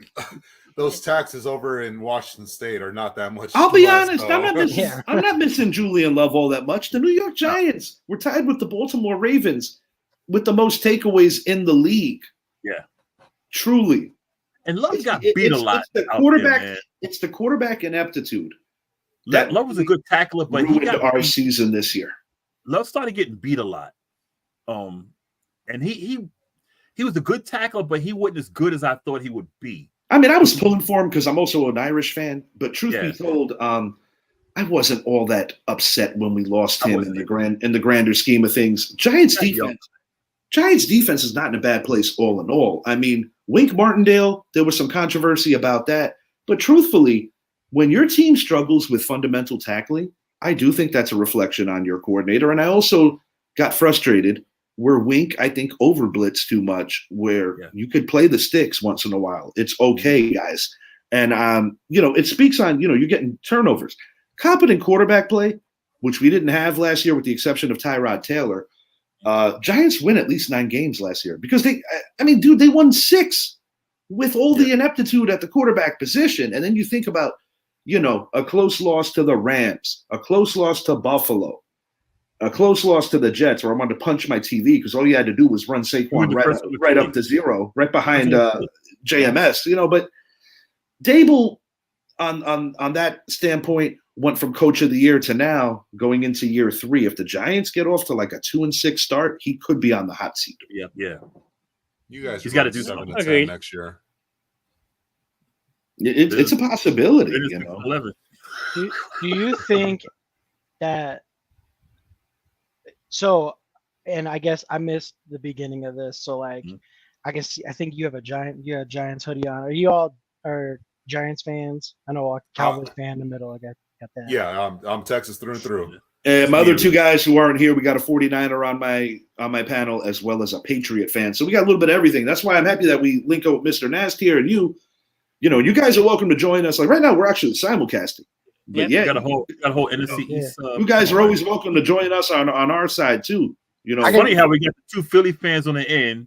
They got the 2 Giant fans. They got the Cowboy fan in the middle. But yeah, definitely check out our show. And yet still nobody rooting for Washington. Thank you. Hey, see now what he did. Look, Mr. Nash, what he did right here. Hey, look what he did.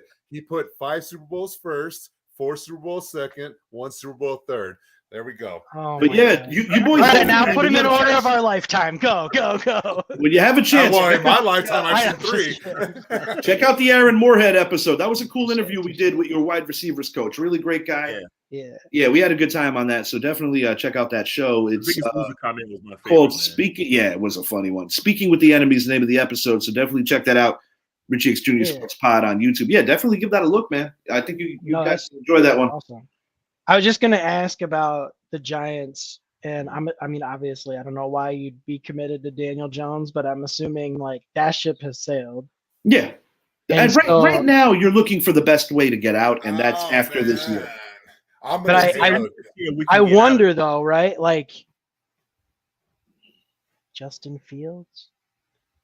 It's a possibility. I know that. I'm in Wisconsin, so I hear all the Chicago. I mean, it's a possibility. I know that Mike Tomlin has a high opinion of him, but personally, I think it's a kind of wait and see approach because if they're not able to get the quarterback they want in this draft, I don't think they're going to move mountains to get Jones out of there because you have no value in getting rid of him this year because of the fact that, he's under contract. You can get out of that deal because a lot of people freak out when they look at the numbers. Oh my God, we're giving them all. It's not as much as the contract always dictates. There's certain provisions in that contract that get you out of it. Right. So, best case scenario, he changed a lot of it to where he's not getting correct money in. Because best case scenario is that Daniel Jones has a good year and you could move on from him via trade. Right. But truthfully, well, but that's what I'm wondering. Like, I haven't looked too in depth, but what is your second round and third round picks looking like? I think it depends on what you do with your 2 second round picks. Because if you have 2 second round picks. Yeah, if you value McCarthy to get him as, say, a late, because I could see Tampa, believe it or not, even though they do have Baker Mayfield, I could see Tampa as a team that could draft a J.J. McCarthy. There's a couple that can possibly that are in front of the Giants. If you want him, you trade back into round 1 and get him towards the last 10 picks of that round. Even if you got to part with both picks, if you really want your quarterback, that's what you do. But with the first pick, even though some Giant fans are traumatized because we have a propensity for always drafting an offensive lineman in round 1, and with the exception of Andrew Thomas, they haven't worked out. Right. Personally, this is a good class if you get the right one. I don't. Yeah. Fashanu would not be a strikeout. He's not Joe Holtz, but it wouldn't be a strikeout. Right. You got to be expecting this thing to happen in this year's draft. When we're talking about quarterbacks and all that, this is the deepest quarterback class we have seen in NFL history by far.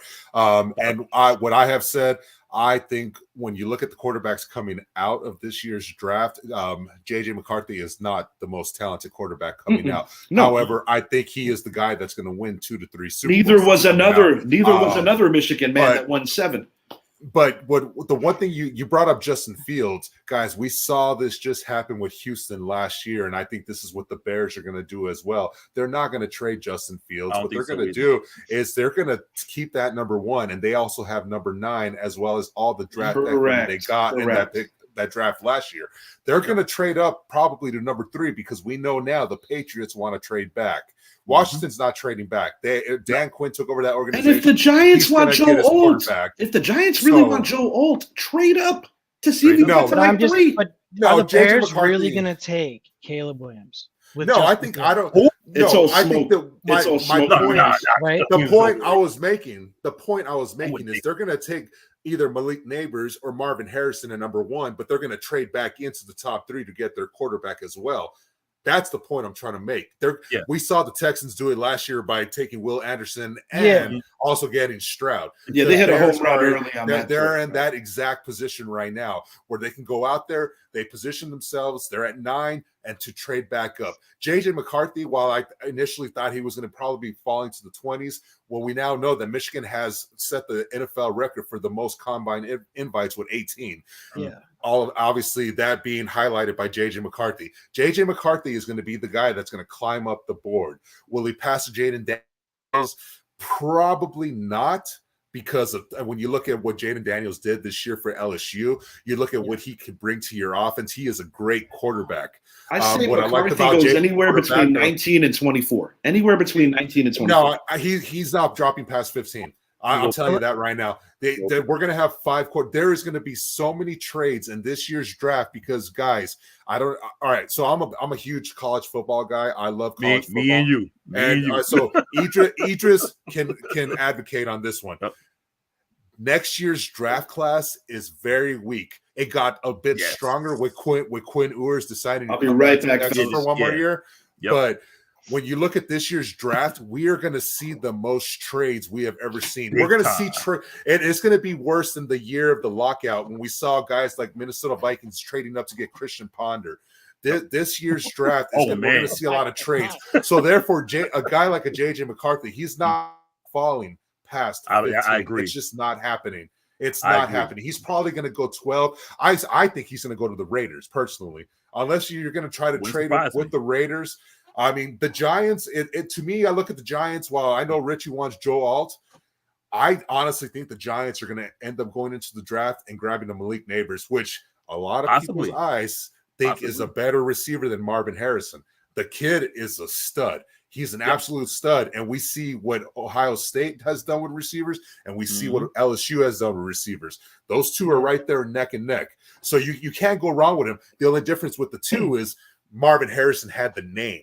Malik Neighbors did not. And that you're right, because I wanted a Doomsday from Washington, but people never heard. I said this guy can ball, but Malik Neighbors, exactly. When I was doing the college show, I kept saying Harrison is dope, but you're overlooking these two guys, a Doomsday and Malik Neighbors. A lot of people watch college. Yeah, college football. And I thought a Doomsday, in my opinion, I thought Doomsday was the best receiver in college football this year. I did too. And I mean, in the semifinal, God, that dude was but you also, you have to keep in mind though, the receiver's nothing if he doesn't have someone to throw him the football. True. And what I'm kind of like, true. You know, I don't want to. But I feel like I don't want to talk about good things about the Giants because then it'll end up happening, and I want them to. Joe just says on Facebook, just so you know. Remember that. But what I'm wondering though is so what are your thoughts on Drake May? My opinion, you don't draft a quarterback from a predominantly basketball school. As the team with Daniel Jones. No, and Daniel Jones answer to that. Dave Brown, and that's to me someone's going to value that kid. Drake May, I think he'll be good, but I wasn't overly impressed with him because his accuracy, he has just like Pickett, small hand.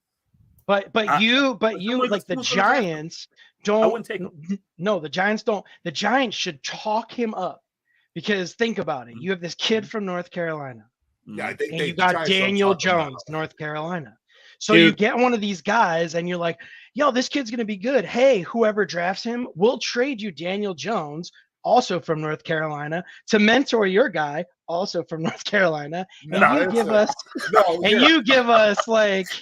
here, look, I'll put you this way. Disaster, dude. Look, No, we don't. No, the Giants don't want him. The Giants are trying to get rid of him. Yeah. Well, see with Daniel Jones, after this year, we can get out of the contract with minimal overpay. So that's how we can play him this year. And if he does great, so be it. If he bombs, so be it. We can still get out of his contract after this year. That's why I said he ran untouched for like 70 yards and then fell down in the middle of the field. Yeah. Well, that's what I'm saying. If we get a JJ McCarthy or somebody, one person I don't want is Caleb Williams. I think he's a head case. The reason I brought him up was because of the Bears, and if the Bears are going to take him, they're not going to have him and Justin Fields. I don't think so either. Yeah, I think they'll build around Justin Fields. I think they'll parlay that number one. Yeah. I'm going to name some quarterbacks to you guys, okay? Mm-hmm. And I want to see if you guys can give me the one common narrative here. All right, Drake May, right? Sam Howell, Vince Young, Colt McCoy. I like Colt McCoy, Major Applewhite. Oh man, these are all quarterbacks that were talked up to that they were going to be great NFL quarterbacks. Yeah. And not one Carson of them Wentz. No. All five of these quarterbacks come from Mac Brown. Yep. Yeah. Who was the head coach of North Carolina. That's the point I'm trying to make. Thank you. Yes, Drake May is going to be a good quarterback. I think he'll be a good quarterback. He's got a great coach. I like Sam Howell. Yeah. The thing is, he doesn't have the right coaching. I was advocating for Sam Howell last year. Yeah, and I mean the dude did light up the league in passing as well as other things. Yeah, but what my point is, Drake May is coming out of the school of Mac Brown quarterbacks, and they do not necessarily translate to NFL success. Chris Sims is another one. Yeah. I mean, he came in to Texas because he had his father's name, Phil Sims, and he how long did he last? I mean, well, he played the whole time there. We had other guys that came in and transferred. No, I mean in the NFL, he didn't. That's the He got drafted by Tampa, right? Did he even play a year? Yeah, that could be next week. What do you expect? He did. So, but no, that's when I think of a guy like a Drake May. That's why I bring up the point of a Mac Brown. Is Mac Brown's quarterbacks have a success of whether it's short term or a success as a backup quarterback. Mm-hmm. Sure. So I like him, but am I going to put him ahead of JJ? No, I have JJ ahead. Am I going to put him ahead of Caleb Williams? No, I actually have Caleb ahead on this one. Yeah. Am I going to put him ahead of Jaden Daniels? Hell no. Hell no. And would I put him ahead of Shedeur Sanders? No. You know, who's the number one quarterback coming off? It's going to be the number one quarterback. It's going to be Caleb Williams. I think it'll be Caleb though. Yeah, it's going to be because we've seen it time and time again, gentlemen. Yeah. When was the last time a number one quarterback actually won the Super Bowl? What did Bryce Young do last year? What did CJ Stroud do last year? Look, what about USC quarterbacks? I mean, Baker Mayfield. USC quarterback did something. Matt Leinart, he didn't do anything. Well, it would have been Carson if it wasn't for the unfortunate injury. I mean, you can look at Sims or you can look at Boomer. You know, that's about it. But before that, I mean, even Carson Palmer's younger brother Jordan. I mean, they went through a lot. Carson took that injury in his. Wasn't he one of his backups in Cincinnati at one point? I vaguely remember that. At one point, I know about Jordan because I met Jordan. He went to my college. When people say, "Why are you a fan of the Warriors?" Well, Tim Hardaway, who I was a huge fan of, went to my college. That's why I'm a fan of the Warriors. But Jordan Palmer played quarterback at my college. Chris Mullen is a Johnny.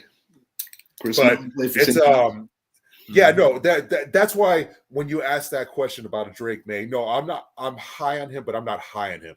A team that makes sense for him would be a Bill Belichick-led New England Patriots, something like that. Yeah, you know, you have to look at what system he fit. And now that Belichick's out, but that Mayo was the promotion on Belichick's suggestion. I still could see them pulling the trigger on Drake May. I could see that happening too. I think he'll be a good quarterback.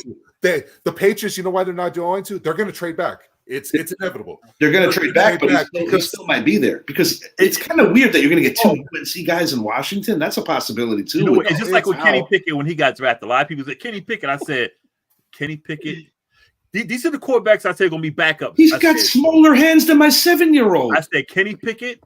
When Baker Mayfield came out, I said he will be backup by year 3. It took him 4 years. I said Carson Wentz. I can go down the line. I said any quarterback that comes out of Oklahoma will struggle in the NFL. The only quarterback I got wrong was C.J. Stroud. Hey, USC quarterback struggle too, though.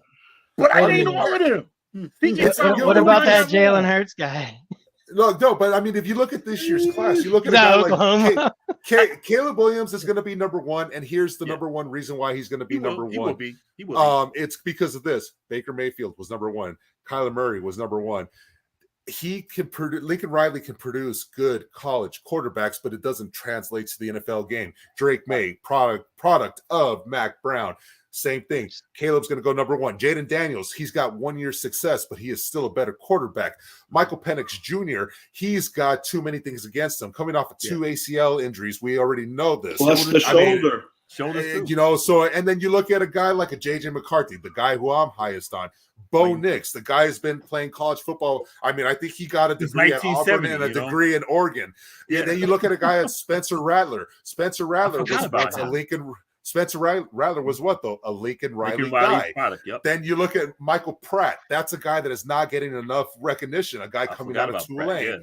You know, and then you look at Joe Milton. Joe Milton, a guy that was, hey, you're stepping in the shoes of a Hendon Hooker, and he did a pretty good job for Tennessee. Did a good job. But the unfortunate one is Jordan Travis, the guy that would have hands down been a top 5 pick if it wasn't for him suffering that season-ending injury, possibly career-ending. He could be the diamond in the rough. You know what, Zappy? When I was doing the college show, I said that's the one guy who was pro-ready. I watched him at Florida State. The way the shoulder fakes, I said, I hadn't seen too many quarterbacks go under center, 3-step drop, shoulder fake you, and hit you deep. I said, they don't teach that no more. No, they sir. don't, and that's why I like JJ McCarthy a lot, and that's why I don't think he falls past 12. I don't. I really don't. But honestly, after the combine, I think he's going to be a top 10 quarterback because we're going to see a team that's sitting at 12. I believe is the Las Vegas Raiders because that, in my opinion, is the team that just. I would have felt more confident in what you're saying if Harbaugh took that job as opposed to the Charger game. But Antonio Pierce still needs a quarterback, and that's going to be the quarterback that's going to be sitting there, gentlemen. I mean, at the end of the day, you don't think Aiden O'Connell gets to start the year next year? No, because yes, while he's a quarterback out of Purdue, people are living in the vision of a Drew Brees. Drew Brees, yeah. You know, Dave, and then what was that other guy's name? He was a backup for so many. He was a backup with Kyle Orton. Another Purdue quarterback, about him, you know. So you know, no. You go back to Mark Irvin. Aiden O'Connell, to me, is going to be a quarterback that can come in, win you a couple of games, but they need to go and actually draft their quarterback. It is not Aiden. If they go into 2024 thinking that Aiden O'Connell is the answer, absolutely not.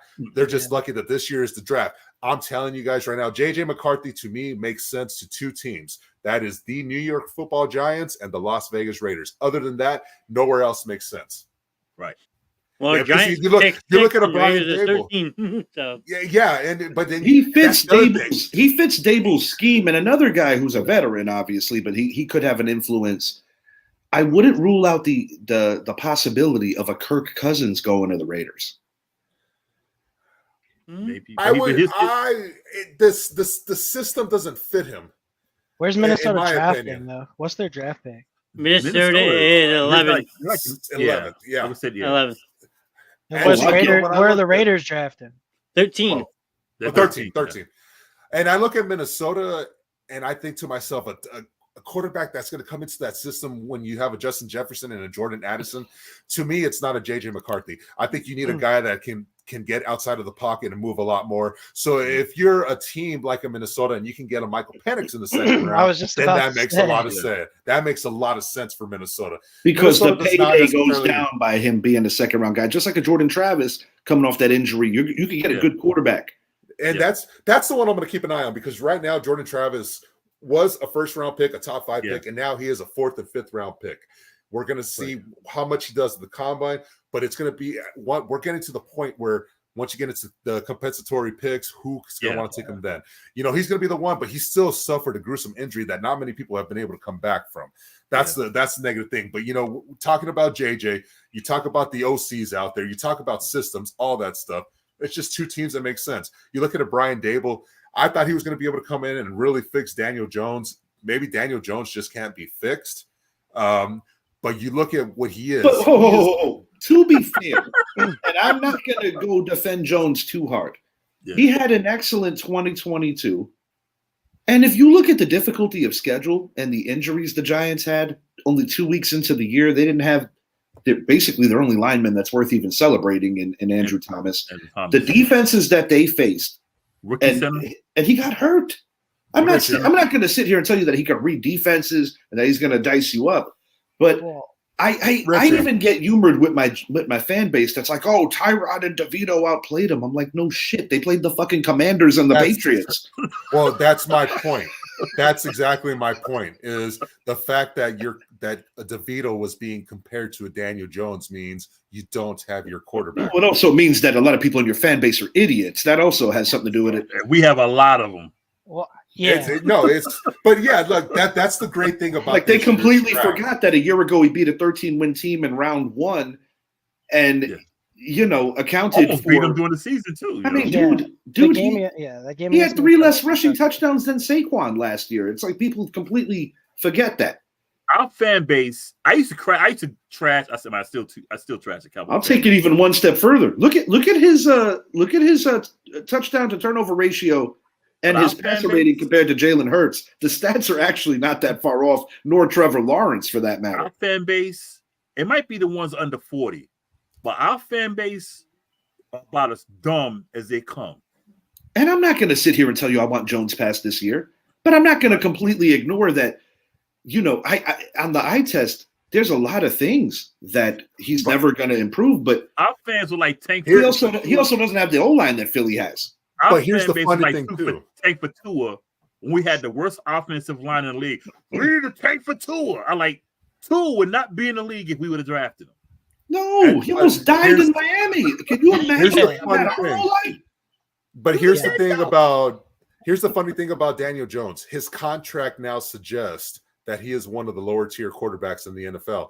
Because I mean, as much as it pings me to say it, it has to happen. Dallas is going to give Dak Prescott 60 per. It's going to happen. The contract will be designed for Dallas to be able to get away from him.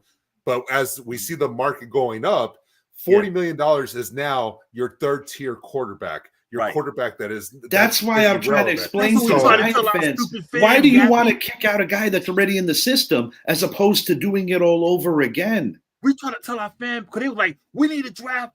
Take it away. I said, look, we paying this man this money. And you want to draft a quarterback with our first pick, and oh my, Zappy with an O-line that hasn't been replenished since 2020.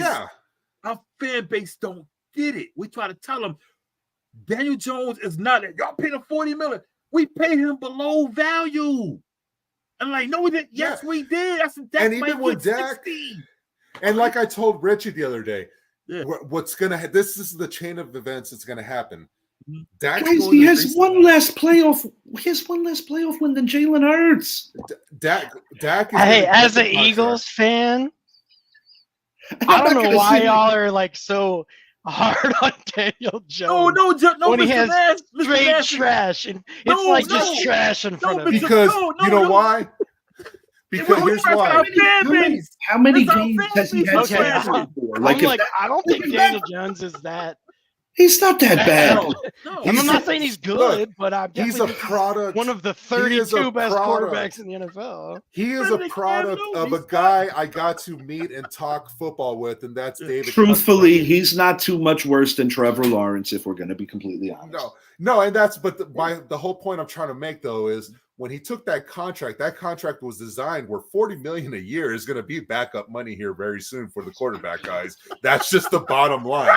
It's unfortunate. It's unfortunate that that's the direction of the NFL where a couple years ago it was like, oh man, $20 million. You can't pay a quarterback that. Now we're seeing receivers getting ready to break the $35 million threshold. the market, the cap, it's going to continue to go up. But it's so, yeah. But the thing is with the Giants, they act like they have provisions to get out of it. That's the thing that gets me crazy with this fan base. They literally think he's going home with every dollar that was. We're not trashing Daniel Jones. We're trashing the fan base because they think he's getting paid. Yeah. Like, I mean, wouldn't you rather have Daniel Jones as your backup to a good quarterback? My favorite was when the people were saying we should have franchised Daniel Jones. Do you know how expensive that would have been to franchise him and give Saquon the money? These people are idiots. I will never put a quarterback to be my backup or starter or third stringer that trips on himself when he's got the end zone in sight. I'm sorry, I just can't do it. Well, look at the draft. Sorry, I love you guys. I take offense to that one. I love you guys. All right. Can I interject for a second? Yeah.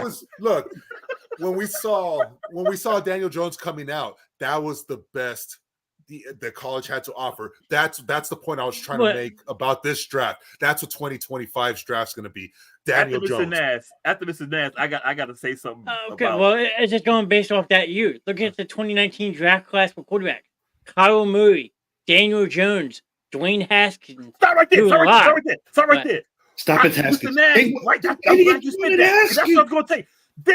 Our fan base was calling out ownership racist because we didn't draft Dwayne Haskins. We're like, are you serious?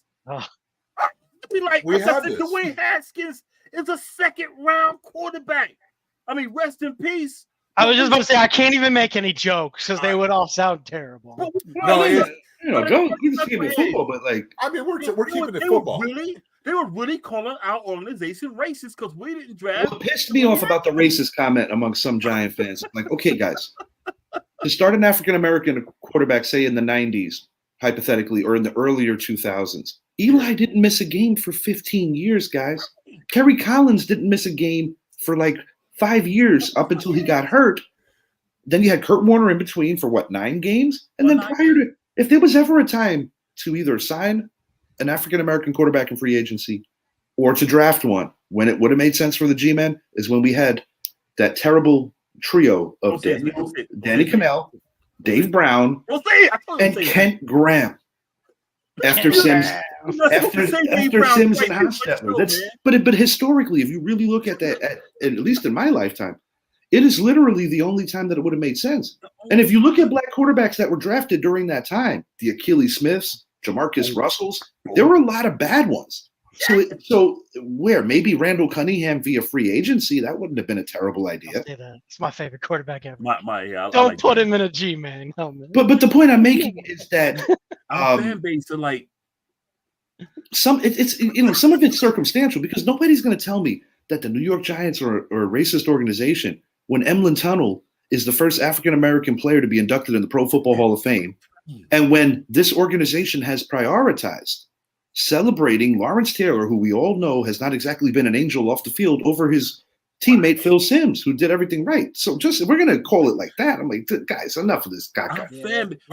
Rich, you cannot say Dave Brown's name twice in one show. Hey, so that's like number's cursed. Plaxico that's like saying Beetlejuice 3 times, man. Is cursed. Plaxico wore that number. He shot himself. Almost lost his pecker. And Wan'Dale Robinson wears that number, and he had the knee injury. They have to stop issuing out number 17. Yeah. So, but hey, Mr. Nast, poor Eli having to throw in the guys that shoot themselves, and poor guy. Now I want to know both y'all's opinion, Mr. Nast and Joe. I mean, you both are Eagles fans from the Philly area. Am I under? Okay. Yeah. So, we already know that Philly is not the only team in the state of Pennsylvania. We know that there's someone on the west side of the state, that being Pittsburgh. Next year, are the Pittsburgh Steelers a Russell Wilson away from overtaking the Eagles as the best team in Pennsylvania? No. And I want an unbiased, because like I said, I do believe this Philadelphia Eagles team is gonna take the step back because of the losses. I mean, you're losing a lot of locker room leadership. Hold up. Who said that the Eagles are better than them this year? Why? Because they made the playoffs in the NFC?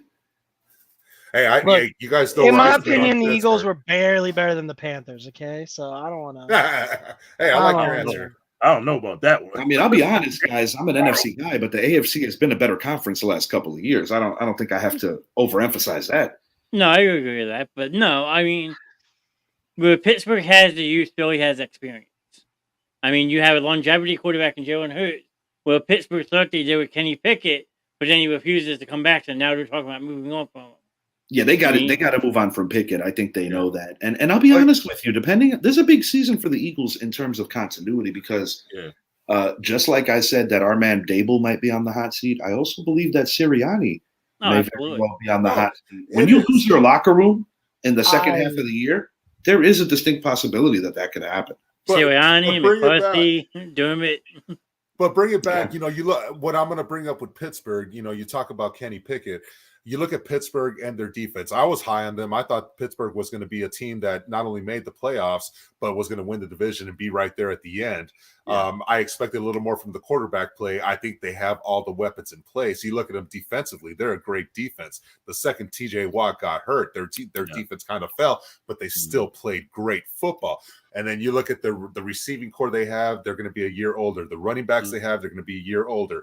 If you input a guy like a Russell Wilson into a system, which I believe you put Russell Wilson with a Mike Tomlin over a Sean Payton, that to me works a lot better. And Russ had a pretty decent season until he was sacked. And he did. And he really did. I mean, they were in playoff contention. They were in contention to win the West. Yeah. So that's why when I say when you put a Russell Wilson into a team that has tradition, that has not had a losing season in 18 years now. Yeah. That's why I asked the question, are the Steelers surpassing the Eagles? And I mean, when I look at what the Eagles have coming back, I look at them offensively. You guys should be fine. Are you going to re-sign DeAndre Swift? I don't think you will. I think there's a guy in New York that's going to be talking to both Dallas and Philadelphia, that being Saquon Barkley.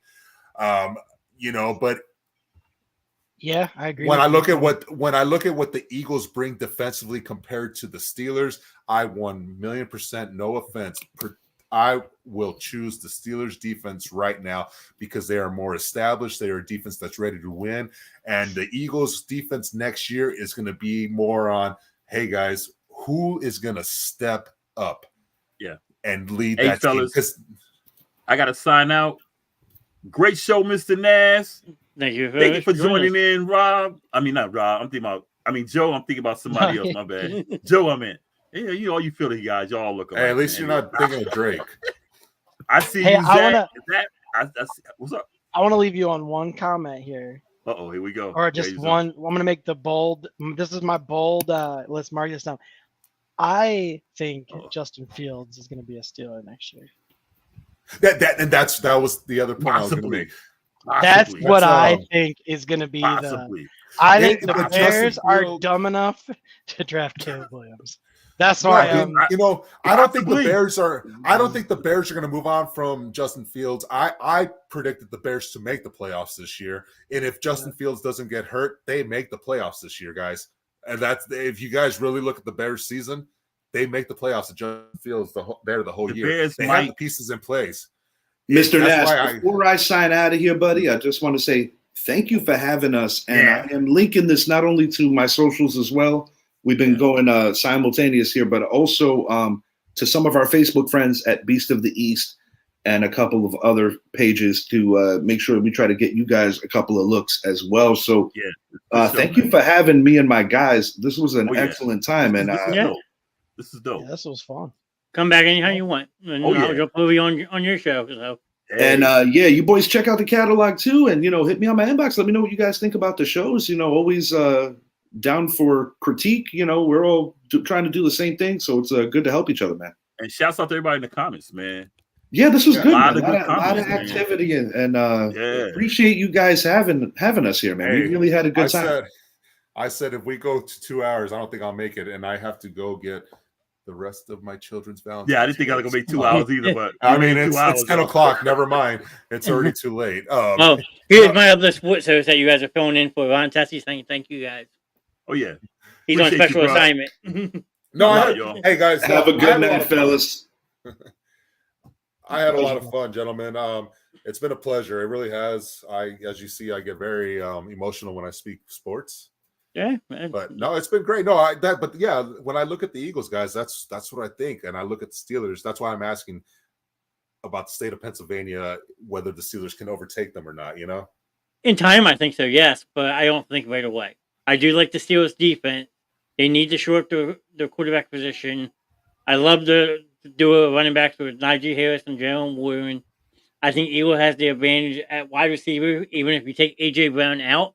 I would pick Devontae Smith over any of Pittsburgh wide receivers. And tight ends, I would say they're about even. I'm a big Pat Phillies fan, and Dallas Goedert can be used right. He's just as good. Offensive line, sure, Philly might be losing Kelsey, but I still think we're one of the tops in the league next year. Yeah, that's the one thing that Philly's always been known for is having good depth at the offensive line. I just worry about losing not only your centerpiece, your core, your future Hall of Famer at center, but if Lane Johnson is also not back, because lo and behold, gentlemen, every time the Cowboys went up against the Eagles, if Micah Parsons was lining up against Lane won pretty much 95% of the time. And the times when Micah Parsons was actually getting his was when Lane Johnson would get hurt with injury. So, you know, that's a big loss if he does, in fact, not come back next year. So, you know, just things to think about. I'm excited, man, guys. I mean, we're about a month away from free agency to begin. My favorite time of year. Oh, it is. It is my favorite time of year. You know, with baseball getting ready to start, basketball going deep right now. I mean, college football, the combine, everything, free agency. Oh, man, this is the best time of the year to talk sports, in my opinion. Absolutely. And I do it once a week. I know that's all Richie does on his show. So, I mean, Richie Hits Junior Sports Podcast. Go check them out. They're great people. They acknowledge you in the chat like we try to do here. I mean, I apologize tonight that it got a little out of hand, but that's what sometimes happens when you collab shows. Yeah, that's what it is. But no, gentlemen, I appreciate everything. I look forward to talking to you guys some more. I do have to get going as well. I got to go be a dad real quick. Have fun. You guys have a good night. Well. You guys, good luck. Good luck in the off season. You know, as much as I hate the Eagles, I respect the Eagles because there are many players on the team that I do like. My biggest grudge against the Eagles goes back to '98 when Michael Irvin was laying on the field at the Link and they were cheering that. I always hold that very, very close in my heart. It really hurt me bad, you know? Well, what I was going to say earlier is thanks to the Cowboys, I'm 37, but really only 36 because the last time you guys won the Super Bowl was on my 9th birthday. Just saying. Hey, you know, it's been a while. I'm not gonna lie. I would much rather go 28 years than 52 years. Just saying. That is true. A lot of teams are like that. So, but hey, no, guys, it was great talking. You know, I look forward to talking some more. It's going to be a great off season moving forward. I mean, good things, guys. You guys have a great night, y'all. You as well. Thanks a lot, man. You guys take care. I'll see you, Johnny. You happy off too? Yeah, kids crying. Gotta go. I'll see you, man. And then there was one. Peace and quiet in my own ears for once. I can actually speak. But no, great interaction, great group of guys over there at the Richie Hits Junior Sports Podcast. They are very humble people. I jump in their stream a lot and chit chat with them. All they do is talk sports 4 or 5 days a week. They are freaking great. I apologize in advance. I didn't talk that much, but sometimes the host has to take a back seat. And that's what I did tonight. But I still get to hang out with you guys for a couple minutes. If you guys are willing to hang out, I know Richie stuff's still alive. So thank you everyone who came over from the Richie Hits Junior Sports Podcast. You guys are always welcome to check out the Basement Show because we have more than just a sports show. I mean, Monday nights we have Real Talk with Mr. Dave Clayton, who is in chat right now, and Mr. Ron. It's a good talk show about movies and cinema. They started 2 weeks ago, and their numbers have skyrocketed. They are very knowledgeable when it comes to movies. I jump in once in a while and chat just to hang out, but Ron and Dave do a wonderful job. Then as you see Tuesday night, Ron's in chat too. Hello, Mr. Sir. Hope you're enjoying your special assignment. I mean, Ron is on location. He will be in Daytona for the 500. He's my NASCAR analyst for the week. So, Ron's on special assignment. So that's where he is this evening. I hope you get your assignment done, sir. I expect a full report next Tuesday. Tuesday night, as you saw tonight, is our sports show, Sports Roundup. Not always going to be as crazy. Tonight was a different type of show. We had a lot of fun interacting with different people. Wednesday nights, I give the guys and gals the night off. Left turn, there you go, on. But Wednesday night is the basement show's night off. We do occasionally do random pop-up shows, so keep an eye on that. Never know when we're going to be live on a Wednesday night. But normally I try to let everybody have a night off to recover. Thursday night is ladies' night with Miss Grimm, Mama D, and Brit. They do everything and anything. I know they do a lot of gossip. They do online shopping deals, whether it be like Amazon deal or a small business they shout out. And then they also give dating advice. So if you need dating advice or want to listen to ladies talk about their old dates and such, ladies' night is for you. And gentlemen, yes, we can join the conversation as well. They allow us to have in on the fun. So check that out. That is Thursday nights at 9 o'clock. Friday night, my host for that show is in the chat as well. We have the Reb Grimm Show. Fair warning, that is a mature audience show only. And when I say mature, I mean mature. You can catch everything with the Reb. You got Reb's vocab lesson. Grimm's What the Fuck moments. Then we also have lately dirty pickup lines, which are quite hysterical. So if you want a good laugh, you got that one. What else does he? He does letter of the week, word of the week. We talk a lot of mental health towards the end of the Friday night show, as we always try to do, which I will cover a little bit tonight. And then Saturday night, we have Drago and Tink's Neverland with Mr. Heartless and Mr. Gingy. It is an interactive gaming show. They talk about games for a little bit, and then they go into a little bit of gameplay, interacting with people as they go. It is a show dedicated to my niece and nephew, who unfortunately lost their lives this past year. We do it in honor of them to keep their memory alive and strong, because every day they are with us here in the Basement Show crew. Because after all, we are a family. Everyone who comes in the chat is family to us as well. We thank you for your support. But yeah, there's a show for literally everybody and anybody here on the Basement Show. We're not geared just towards one thing. And yes, Alan is 100% right with that comment. We miss AJ and Hope every single day, every night, every minute, every second. We wish you two were here. So we hope we are making you proud in some sense, and you keep showing us your love and affection and showing us signs. So definitely want to call in one day. Texting sucks sometimes. Guy, I am trying to get a phone line up for Sports Roundup. I know if you ever watch Friday Nights with the Grimm, you can call into his show, which is pretty cool. He has a live call-in number who'll take your phone call right on the air, stuff like that. But no, I mean, we try to interact with everybody. I mean, I apologize tonight that I didn't see all your comments, react to every single comment. I try to read comments as they come in, but when you have 5 people in the studio, it can get kind of hectic, so I apologize for that. But before I wrap up, mental health awareness is a very big thing on the Basement Show. As Grimm always says on Friday nights, we are here 24/7. Our phones are always on. You can message us on Facebook individually. You can get a hold of us on our personal lines if you know how to get a hold of us. We have a brand new Discord that if you haven't joined yet, let one of us know. We can get you linked up in there. There is a whole mental health section on the Discord. And we just want people to know that you're not alone. No matter what animosity you're going through, if times are getting tough, if you need someone to talk to, need someone just to listen, the Basement Show family is here for you. So, like Alan says, he's always around. I know Miss Grimm's always around. Mama D, myself, anyone that if you ever need someone to talk to, just know you can reach out to one of us. Okay, we stress it a lot, and we mean it. That our phones are on 24 hours a day, 7 days a week, 365 days a year, 366 if it's a leap year. But we want you to be able to reach out and talk to us if you need somebody. So please don't hesitate to reach out and talk. But other than that, surprise, surprise, we will be doing a pop-up show tomorrow night. Don't know who's going to be on it as of yet, but it will go live at 9 o'clock. So if you're intrigued and you want to have an open discussion with some of the main hosts of the Basement Show, tomorrow night is the night you want to tune in.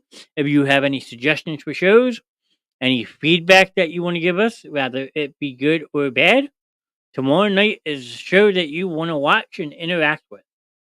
Because personally, I mean, I I do a lot. Everyone who watches the Basement Show religiously knows how much time and work I put into this show. And it's countless number of hours, but I'm always trying to do my best to put the best show out there. We are growing at an astronomical rate on Facebook, YouTube, Twitch. My TikTok's taking off, the whole 9 yards. So you see all 5 platforms at the bottom of the screen. We were live on every single platform but TikTok and Discord. But we try to promote every single show every single night. So there's a lot of time, effort, and all that goes into it. But I have a wonderful support group behind me. As you see, most of them were in chat tonight. Rather, Alan, Dave, Ron, who's on a special assignment. He will be back Monday for Real Talk. I saw Shannon in here earlier. I think Damon stopped by. I mean, it's endless. We have a great team here on the Basement Show. We always want to put grade A content out there for you to view. Because we say at the end of every show, these shows aren't possible without you, the viewer. So if you haven't done so already, please make sure you do like, share, and follow all our social medias, whether it be over on the YouTube side, Twitch, Facebook, TikTok, and if you want to join our Discord, let one of us know. We can get you signed up for a Discord account, and you can join us on there, as we're trying to branch out to do. I know Mrs. Grimm has worked on getting a Twitter account set up, so we can start interacting on X. I mean, the endless possibilities on how to make the show grow is incredible. And I know I can speak for myself and everyone else who helps with the Basement Show. We're trying to grow even bigger. So we have a lot in store for this coming year, whether it's new shows, new content. I mean, I know I'm working on getting a website built. Like I said, we got a Discord going now. It's endless. But we need everyone in the chat to support us.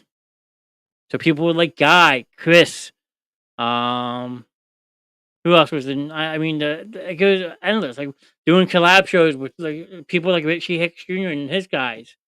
I mean, we had Jason Tessing in chat tonight. Gary stopped by to say hello. Just Too Breezy, who's another streamer. You can check him out on Twitch. He's a video game streamer. He's a very laid back, cool guy. So I mean, who else do we have? I'm gonna go through the comments real quick. Trevor, Trevon Kelly. He's another streamer I know. If you like video games, he's your guy. If you like watching Fortnite, Native Retro Gaming, he pops in once in a while, supports the show. Go check him out. As you saw, Joseph Gallagher. He's a normal in chat sometimes, but once in a while he'll pop in on a show. We had a couple of people from Richie's jump in. Paul Williams, thank you for joining us tonight. Funky Monkey, Mike over on Twitch. I just met him yesterday. Very cool guy. He seems very knowledgeable about sports. So hopefully I can bring him back into a talk show. Jackie McCluskey stopped by tonight talking about her Cowboys. I mean, it's endless. I'm just going through all these comments, and you blew it out of the park. Like I said, I apologize for not shouting everybody out. I tried to do that. We had Gwen stop by. Like I said, Shannon, Bill Beebe, who's in every one of our shows, showing us support. Who else was in here tonight? I said Guy. Jack Campbell, he stops by once in a while. He's always cool. Mama D, she's a host on Thursday night. She stopped in on Twitch for every show to say hi. I mean, it's just endless. And the support that we have on this channel is incredible. So I mean, I just hope that we can keep putting out these good shows for you. Because without you guys taking the time, even if it's leaving a simple comment like you got it, or the guy, or like Mike just said, much love. I mean, without the love we get from all of you floating around in the chat, these shows don't happen. So if you haven't, like I said, that's the biggest thing. If you haven't already, like, share, and follow our pages. That reach out. I mean, you guys are awesome. You guys show these chats every single night. And I just can't thank you enough for it. And I know I speak for everybody on the Basement Show. I mean, we appreciate it. We truly and utterly appreciate it. So please just keep spreading the word. Let your mother know. Let your grandmother know. I think we had Dave, one of Dave Clinton's relatives in chat last night hanging out with us. I mean, the shows are built for everybody to interact with. That's why I chose to do this as a live show, so that you get that interaction with people and you get the same people to come back night in, night out, because they never know what kind of show you're going to put on the next night. I mean, it's just grade A content, but the grade A content also comes from you, the chatters. Because if no one's chatting in chat, I'm just sitting here right now talking to myself. So, I mean, don't tell your grandma about the Rev Grim show. Hey, she might like that humor, Al. You never know. We don't discourage people from stopping in. Even if you just drop in, say hey, just stopping in, saying hello, drop a like and stuff like that. A, you left a comment, and B, you left a reaction. I mean, that right there just shows that you helped us get in that algorithm. Because when you're a streamer, that's a very big thing. I saw a message from Shannon tonight on my phone. I don't know if she's looking or not, but everyone has iPhones or Androids nowadays. Well, iPhones, you listen to Siri. And apparently, what I saw in Shannon's message, Siri suggested the Basement Show. So the fact that Siri knows about the Basement Show means that all you need to know about the Basement Show. So, I mean, I'm beating a dead horse at this point. I get it. But please just keep coming back. And if there's something we can change, make better, let us know. That's what tomorrow night is called the Round Table of Open Forum for a reason. We'll comment as much as I can. It's fun. And guys, that's what we want. We want people to have fun. We want people to, learn something once in a while, because not everybody knows about something. B, like, the interaction helps, and C, it's just nice to know people are actually listening. That I always say, and it makes me feel very humble when I say this. It's incredible to know that people take the time and day to come in and listen to us. I know my cousin Kelsey, I'll use her as a perfect example. She doesn't always comment in our shows, but she tells me on a daily basis, even if she misses the show, like any show, you can go back and rewatch it. Okay. But what she does is actually incredible. She says she can hop in her car and say she has a 45-minute drive somewhere. She puts the show on. She'll play it via Bluetooth and listen to it as she's driving somewhere. She'll listen to it in actual podcast style. And that's what you can do too. You can just sit back, have a bowl of popcorn in your hand, and enjoy your show. You don't have to interact. We encourage it, but at the end of the day, just taking the time to bring us into your homes, rather if you're sitting there with your cell phone in your hand, so you can type out comment, or you have a fancy 55, 60-inch TV on your living room wall, you pop up on YouTube, you watch us live on a big screen. That right there makes me feel a hell of a lot special, knowing that I'm on someone's 60-inch flat screen TV in their living room, and they're just sitting there enjoying the show like they would a normal show. I mean, that's incredible by itself. So I'm just going to end it with this. Thank you. Thank you, thank you, thank you, thank you. I mean, we do all of these for you. And as long as you guys keep coming back, whether it be Monday night for movie talk, or a sports night, or a ladies' night special, Friday with the Grim, Saturday night with the just popping in, supporting the game show. It all means so much. So thank you very much. I'm sorry I didn't talk that much tonight. I will be back on my normal talking binge next week because I will have Mr. Ron back from his special assignment. But our next live, if you want to help make the basement show better, join us tomorrow night on the round table of open forum. Just an open forum chat where we want to hear from you guys, the viewer, on how we can make these shows better. So please help us make it better and make this one of the best shows on all platforms. So other than that, hope you all have a wonderful night. Thank you again for hanging out with us tonight. And lastly, Richie Hicks Jr. Sports Podcast from Richie, Idris, Zappy. It was an honor having you guys on the show. I hope we can do it again soon. Go check their channel out. Show them some love. They're awesome people.